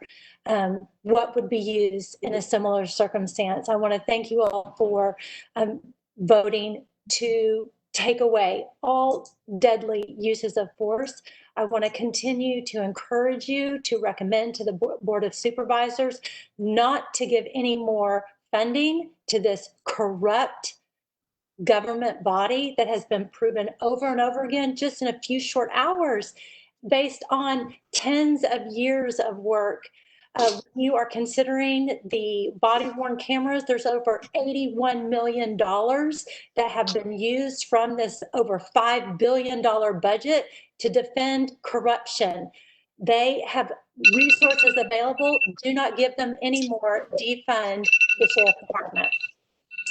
Thank you. And the very last public comment for that signed up for now will come from Elena Shukem. Please go ahead with your comment. Thank you. I want to make note that these policies of force are obviously a racist situation. We have time and time again shown that when cops show up to situations that are extremely violent with white people, that they do not need to use any force at all. Negotiation is done with words. It is not done with guns. It is not done with chokeholds. These situations are used, this fear that they talk about is racist fear. They're just afraid of Black people. And we really need as a society to look at that, and that needs to come out in our policies and change our systematic racist policing system. Thank you. Thank you. And Lael, that does conclude all of the people who have signed up for public comment.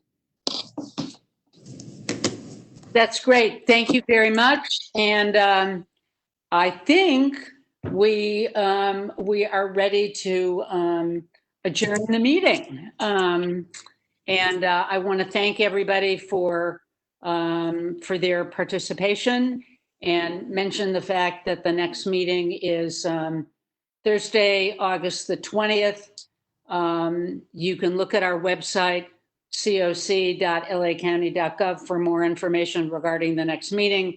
It is, as earlier stated, our intention to invite the sheriff to come and talk about his policy on secret society subgroups.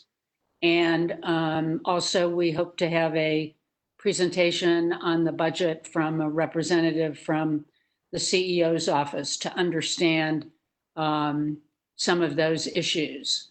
So with that, I move to adjourn the meeting, and thank you again for all of your participation, and we'll see each other next month. Thank you. Thank you.